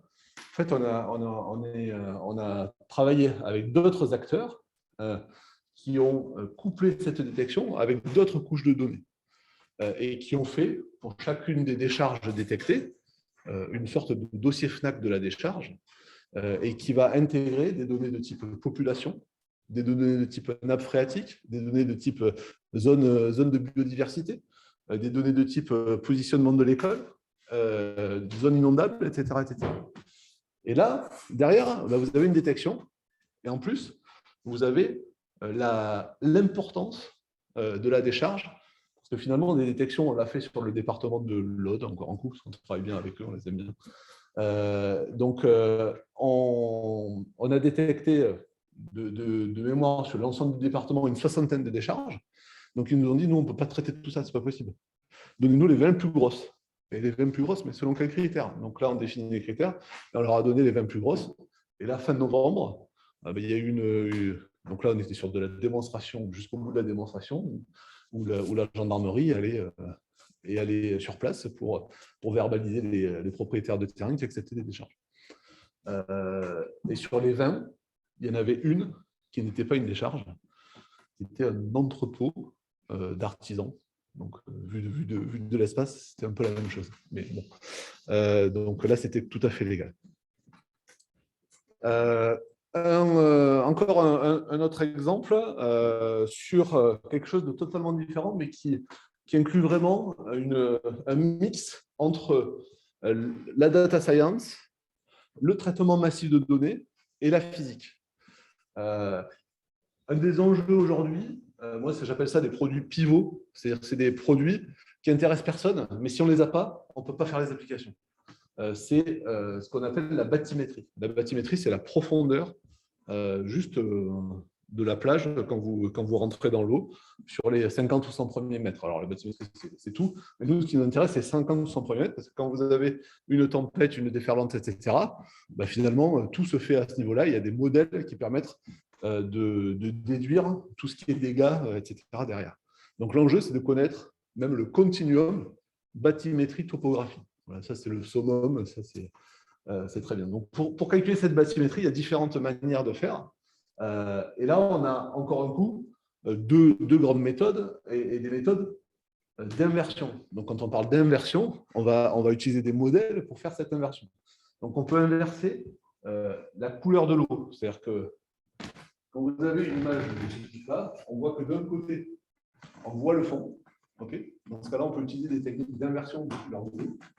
Par contre, de l'autre côté, on ne voit pas ça ici. Mais là, on voit des vagues et en fait, les eaux ne sont pas assez claires pour voir le fond. Donc, de l'autre côté, ce qu'on va faire, c'est qu'on va mesurer la fréquence des vagues. Et on a une modélisation physique. Donc là, on travaille avec le Legos et avec l'IRD et le SHOM.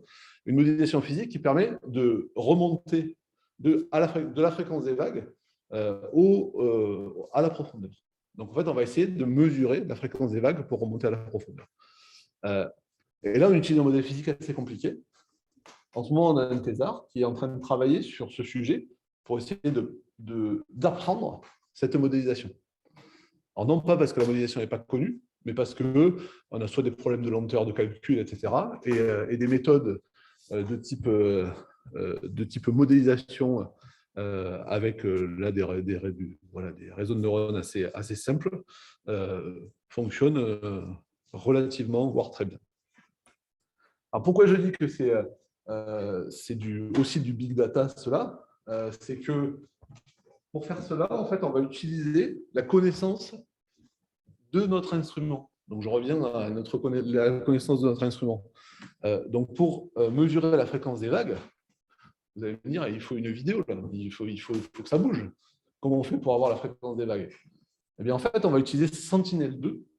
Sentinel-2, ça fait des images. Oui, ça fait des images. Mais quand on regarde comment l'instrument est fait, en fait, le Sentinel-2 est composé de barrettes de détecteurs. On n'est pas sur des matrices comme vos smartphones, c'est des barrettes, c'est des linéaires. Ces barrettes sont disposées dans le plan focal de manière séquentielle. Donc, vous avez un petit delta T entre chaque barrette, ce qui vous donne finalement une image à différentes dates. D'avoir cette image à différentes dates sur des vagues, en fait, vous voyez les vagues un peu bouger. Donc, à partir de là, en utilisant ces données, on arrive à inverser la fréquence des vagues pour remonter à la profondeur et à la bathymétrie. Et là, ce qui est top, c'est que là, on va vers du big data, c'est-à-dire qu'en gros, Sentinel-2, on a toutes les cotes tous les 5 jours. Donc, on peut faire une bathymétrie mondiale tous les 5 jours. Ça va coûter un peu cher à notre HPC en termes de calcul, et ça va coûter un peu cher en CO2 aussi pour calculer tout ça. Néanmoins, c'est des choses qui sont faisables. Et aujourd'hui, il faut savoir que cette bathymétrie-là, on a des relevés bathymétriques qui ont 30 ans d'âge aujourd'hui. Donc, c'est des choses qui sont très compliquées à avoir et très rares parce que là, il faut sortir des bateaux, etc. C'est des choses qui sont assez compliquées. Et Sentinel-2 va nous amener de la bathymétrie temporelle. Donc, regardez un peu l'évolution de la bathymétrie. Donc, dans la Manche, par exemple, regardez, est-ce que les bandes de sable bougent pour des passages de bateaux ou ce genre de choses. Un dernier point qui fera plaisir à certains dans la salle, j'en suis sûr.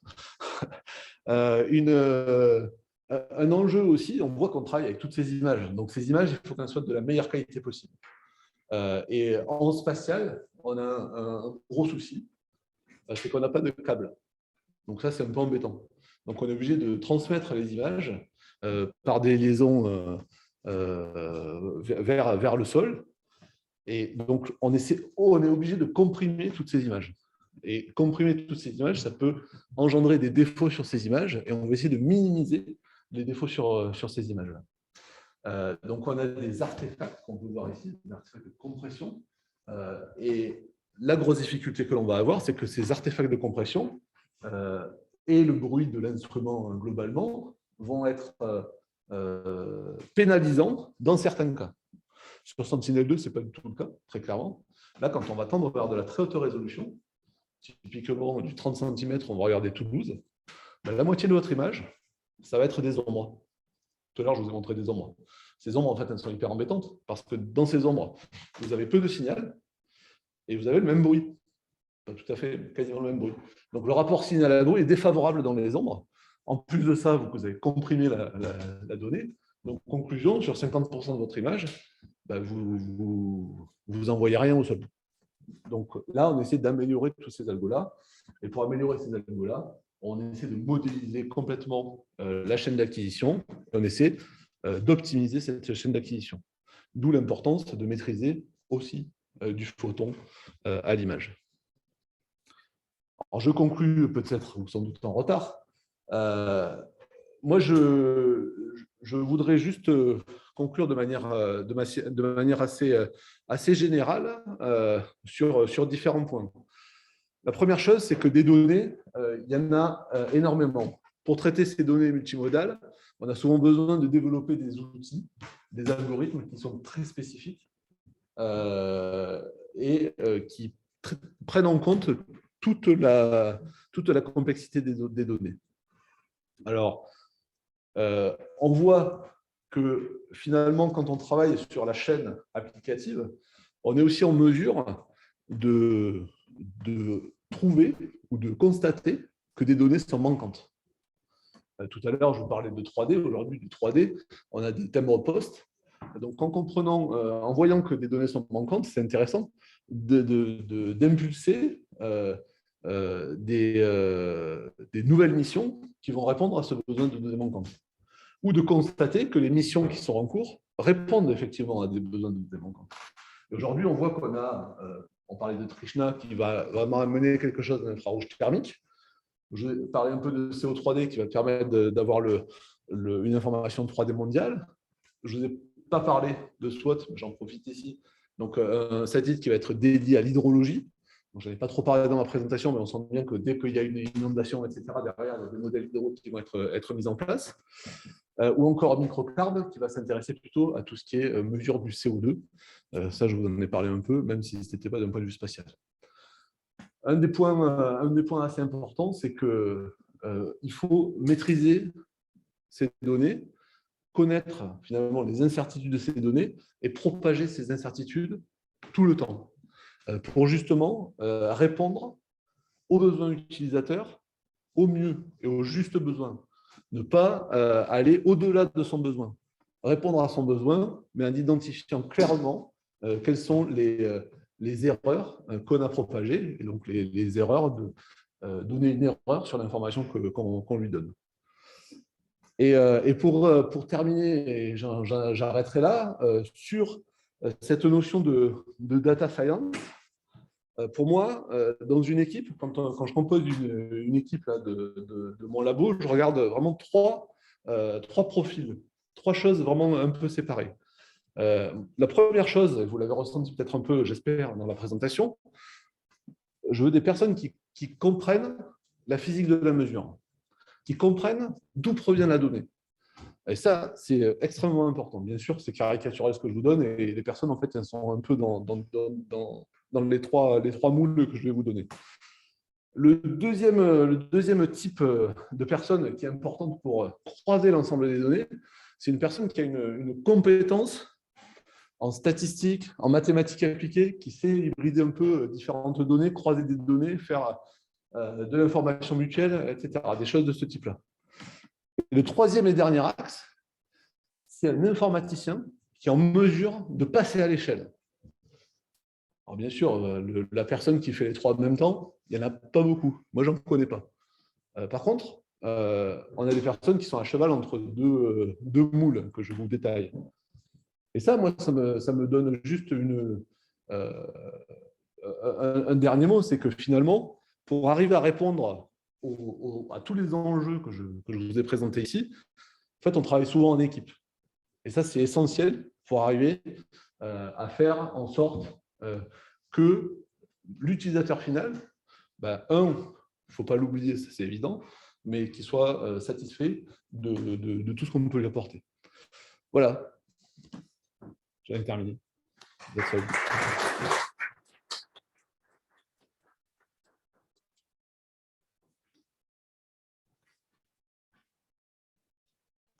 Dans les temps ou pas? Non.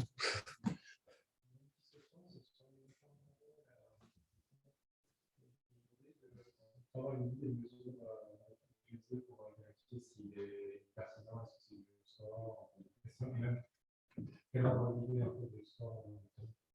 Alors là, en fait, on est sur. Enfin, il y a effectivement toutes ces approches qui sont présentes quand on utilise des UNet ou ce genre de choses, avec des métriques assez standards. Et là, en fait, on regarde aujourd'hui des approches plutôt bayésiennes, qui vont être un peu différentes. À savoir, on va essayer de lancer N fois le réseau pour avoir de manière intrinsèque une mesure d'erreur sur notre réseau. Donc voilà, il y a différentes approches qui peuvent se faire. On a les métriques classiques et on a d'autres types d'approches qu'on commence juste pour être clair, à regarder, mais qui nous semblent prometteuses.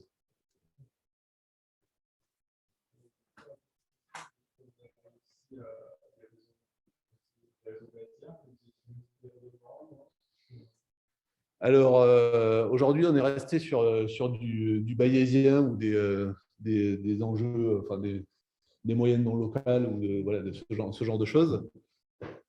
Finalement, c'est une sorte d'apprentissage. Aujourd'hui, l'état de l'art, il est effectivement du débruitage par réseau de neurones. Moi, je suis pas à jour sur l'état de l'art, mais il faudrait que je demande à mes collègues sur ce sujet. Mais effectivement, aujourd'hui, l'état de l'art, il est là. Mais à l'époque où je travaillais encore sur ces sujets-là, on était très, très proche de l'état de l'art.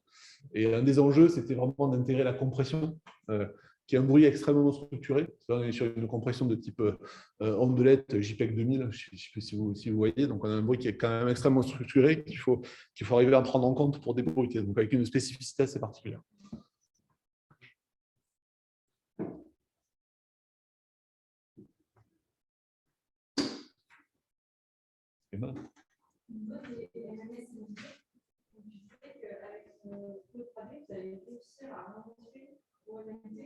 Ouais. Vous allez réussir à partir de l'MNS à enlever les bâtiments Alors, sur CO3D, aujourd'hui, il y a ce qui va être fait dans le système. Donc, le système, en gros, les produits qui vont sortir pour les utilisateurs. Aujourd'hui, on va avoir du MNS. Aujourd'hui, Co3D, c'est un des premiers, vraiment des premiers projets, je pense, au CNES, en tout cas, qui se fait vraiment sous forme agile. Donc, mais agile au premier sens du terme. Aujourd'hui, on travaille sur des algos qui sont en mesure de détecter, de sémantiser le bâti et notamment d'avoir le MNT. D'ailleurs, parce que le MNT, ce n'est pas que sur de l'urbain, on l'a un petit peu partout. Si on juge que les algos sont assez mûrs pour rentrer dans le système, l'agilité du projet permettra de produire en fait un nouveau type de produit qui serait le MNT. Aujourd'hui, ce n'est pas le cas. Ça n'a pas été validé, parce que pas jugé assez mature. Donc, c'est un algo qui est à côté et qui sera disponible directement en aval du système. Mais on pourrait l'imaginer. Et idem pour les bâtiments. Après, la difficulté, c'est de savoir qui on sert. C'est-à-dire que dans un CO3D, bon, CO3D, ce n'est pas un satellite qui bascule, c'est deux satellites qui se suivent, en fait, et qui vont voir en 3D. On a des utilisateurs qui vont dire « Non, non, votre MNS, j'en veux pas. Moi, je veux les images. Et je veux refaire, moi, mon MNS. » Plus tu vas loin dans la chaîne de l'aval, plus tu vas avoir d'utilisateurs qui vont dire « Non, non, non, non, moi, je veux refaire. Parce que je veux tout maîtriser. Et ce que tu fais, de toute façon, c'est… » Alors, effectivement, on va répondre peut-être qu'à 80-90% des utilisateurs. Donc, on sera toujours à temps de redonner les images aux utilisateurs pour le MNS. Mais pour le MNT, ça va être encore plus le cas. Parce que le MNT en urbain, on ne va pas avoir exactement les mêmes spécifications que le MNT en forêt, par exemple. Où là, c'est beaucoup plus compliqué en forêt. Voilà, donc ça va vraiment dépendre de l'usage. Et moi, j'aurais tendance à laisser des outils en aval du système qui peuvent être customisés par les utilisateurs. Voilà. Et après, ça peut discuter.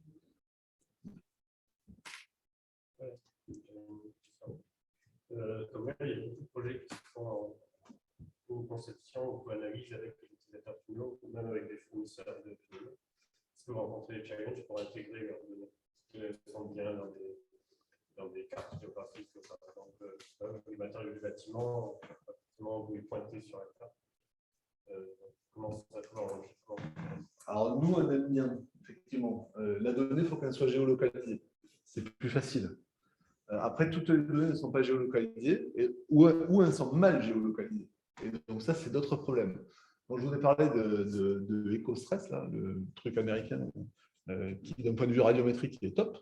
Ça nous donne de l'infrarouge thermique, etc. On arrive à faire des choses fantastiques. En fait, on avait des biais de localisation de plusieurs centaines de mètres et qui variaient entre chaque image. Donc, OK, c'est reproché sur une carte, mais c'est mal reproché sur une carte. Donc là, je l'ai mis dans la première planche, mais je n'en ai pas parlé. Il y a une notion qui est fondamentale, c'est une notion qui s'appelle l'ARD. L'ARD, c'est pour Analysis Ready Data. L'idée, c'est de faire des cubes de données qui soient parfaitement superposés, gérés en géométrie, mais aussi en radiométrie. C'est-à-dire que, en gros, quand l'utilisateur prend une pile de données comme ça, il peut bosser sereinement. Et aujourd'hui, malheureusement, ce n'est pas tout à fait le cas, y compris sur des données Sentinel-2. Sentinel-2 de Copernicus, si vous prenez une série multitemporelle, vous avez des biais qui peuvent varier d'une dizaine de mètres. Alors peut-être une dizaine de mètres avec un pixel de 10 mètres, ce n'est pas grave, mais ça dépend de ce que vous faites. Et quand on prend du SMOS à 2 km, si vous voulez comparer avec... beaucoup plus de kilomètres, si vous voulez comparer à je ne sais plus qu'est-ce que tu montrais comme données beaucoup plus résolues dessous, si vous imaginez, vous vous trompez d'un demi-pixel, c'est la catastrophe. En fait, vous comparez des choses qui ne sont pas du tout comparables. Donc voilà, donc là, on est sur du pré-traitement de données, mais c'est fondamental de bien le gérer pour pouvoir, quand je dis il faut faire suivre toutes les barres d'erreur, ça c'est la première. C'est-à-dire qu'il faut être bien géoréférencé, bien superposable pour pouvoir bien traiter la pile de données.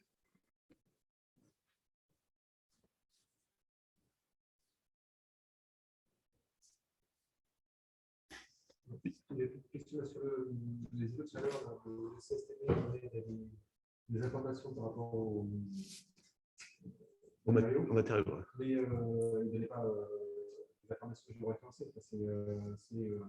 Tout est géoréférencé. Ah si, d'accord. Ouais. Parce qu'après, il y a aussi des plats qui vont décanter les types de fortune de matériaux. Oui, il y a des modèles. Alors, après, on peut repartir de tout et tout refaire. Les modèles qui font ce genre de choses, en général, ils travaillent quand même sur soit sur des images très résolues, soit spatialement ou spectralement. Donc, on va aller chercher aussi des imageurs dits hyperspectraux, souvent en aérien. Donc là, nous, aujourd'hui, on a un avantage, on est spatial, donc on est le monde entier, mais une lacune, c'est qu'on n'est pas super résolu. Même si, par rapport à certains, on est pas mal. 70 cm, c'est mieux que certains. Mais voilà, donc avec 70 cm, c'est compliqué de faire ça. C'est-à-dire qu'arriver à remonter à une information de matériaux, c'est quand même très compliqué. C'est-à-dire qu'il faudrait vraiment avoir plus de bandes spectrales. Et quand on va chercher plus de bandes spectrales, c'est le premier transport que je vous faisais, on va aller sur du Sentinel-2 à 10 mètres. En fait, on n'en a peut-être pas encore assez, donc on va aller chercher du Prisma, donc un hyperspectral qui est à 30 mètres. Et à 30 mètres, c'est fini. C'est-à-dire que dans un pixel, vous avez un mélange et on ne peut pas remonter au matériau. Donc là, il y a des compromis à faire. Et l'idée, c'est de dire, si on a la donnée qui est présente d'une manière ou d'une autre, utilisons-la. Et après, ça, on a, c'est pas pour le Citanie, c'est pour les zones limitées. Effectivement, là, on est plutôt France. Le CSTB, il travaille sur la France. Oui. Peut-être y compris Guyane, Martinique, etc. Donc oui. Et là tu fais une excellente remarque, c'est que le spatial, il a cette capacité de passer à l'échelle. Et justement, on peut répondre à des enjeux locaux et pas être en capacité, malgré tout, à passer à l'échelle parce qu'il va nous manquer des données.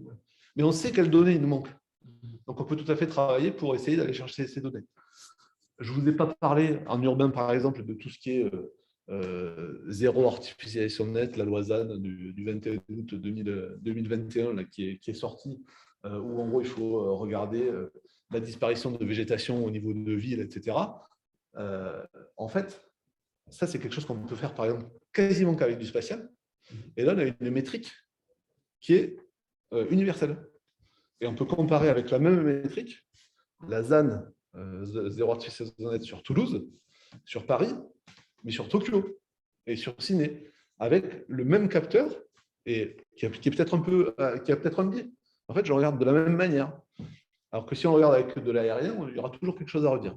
Alors que là, on a des métriques qui sont plus universelles, qui peuvent être extrêmement intéressantes.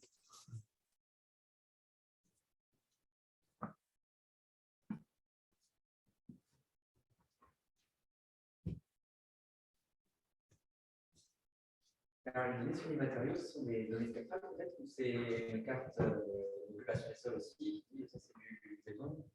Alors aujourd'hui, on ne les a pas encore, ces données qui vont être mises en ligne, mais c'est plutôt des données de ce type-là. C'est-à-dire que c'est une carte avec, là on a de l'ardoise, là on a de la tuile, etc. Et c'est des données d'ailleurs qui vont être mises en open source. Donc, est-ce qu'il y a une... Des toits, alors. Pardon? Des toits. Des toits. Là, ouais. Après, ils ont plus. Mais nous, malheureusement, on ne peut pas tout intégrer. Et d'ailleurs, ça sera aussi une des limites de l'approche ICU, îlot de chaleur urbain, parce qu'on ne va pas connaître les façades, il y a d'autres éléments.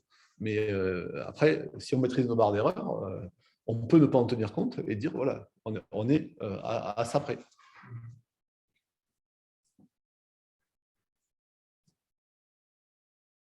Oui. Sur les 4 traits précis, et les mouvements, il vous manque constellation de type planète composée, grosse physique, mais à résolution assez haute quand même. Alors là, on peut faire plein de choses avec plein de données. Donc, alors nous, effectivement, de par notre positionnement, on va d'abord regarder les données françaises et européennes. Mais bien entendu, quand on va regarder ce qui se passe côté américain, où il y a Maxar aussi, qui a beaucoup de données qui sont extrêmement pertinentes. Planète a des données aussi avec une haute temporalité, des données qui se sont vraiment améliorées dans le temps et qu'on peut tout à fait regarder. Et après, côté alors Asie, il y a quelques données japonaises qui peuvent être intéressantes, pas mal de données coréennes qui sont intéressantes, et des données chinoises qui, depuis 2019, envahissent le marché, y compris commercial d'ailleurs. Et où là, on a vraiment des notions de constellation avec des données qu'on peut aussi utiliser ou qu'on peut regarder. Et nous, on se sert aussi de ces données qui viennent d'en dehors de l'Europe pour préparer l'aval de nos futures missions. En fait, nos futures missions, on les connaît. On sait qu'est-ce qu'elles vont produire. Et on regarde s'il y a des données proches de ces futures missions qui peuvent être utilisées. Pourquoi? Pour préparer l'usage des données futures. Et déjà montrer aujourd'hui aux utilisateurs dans 2 ans, les données, ça va être comme ça, préparez-vous, ça va débouler. Donc, aussi pour ça, on va regarder ce qui se fait ailleurs.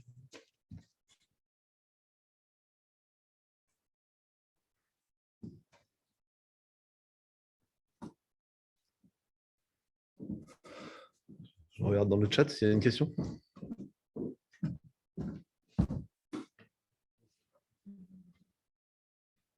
J'espère qu'ils ne se sont pas endormis de l'autre côté de l'écran. Non, je pense pas. C'est hypoglycémie. Oui, ça c'est. Mais ici aussi, je pense. Je ne sais pas ce qu'il faut faire. Du coup, merci beaucoup.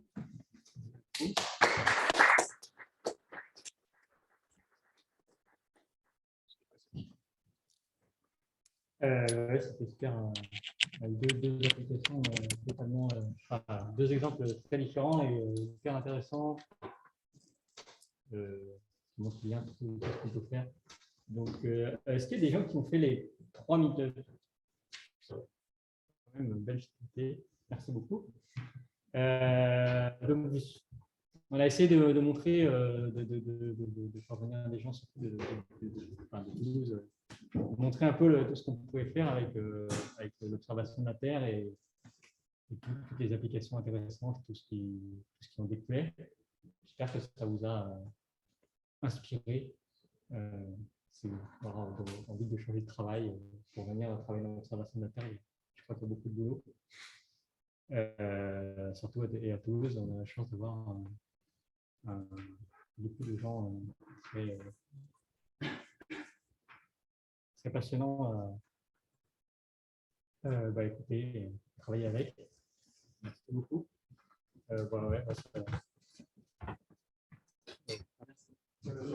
Et Merci beaucoup. On peut encore rester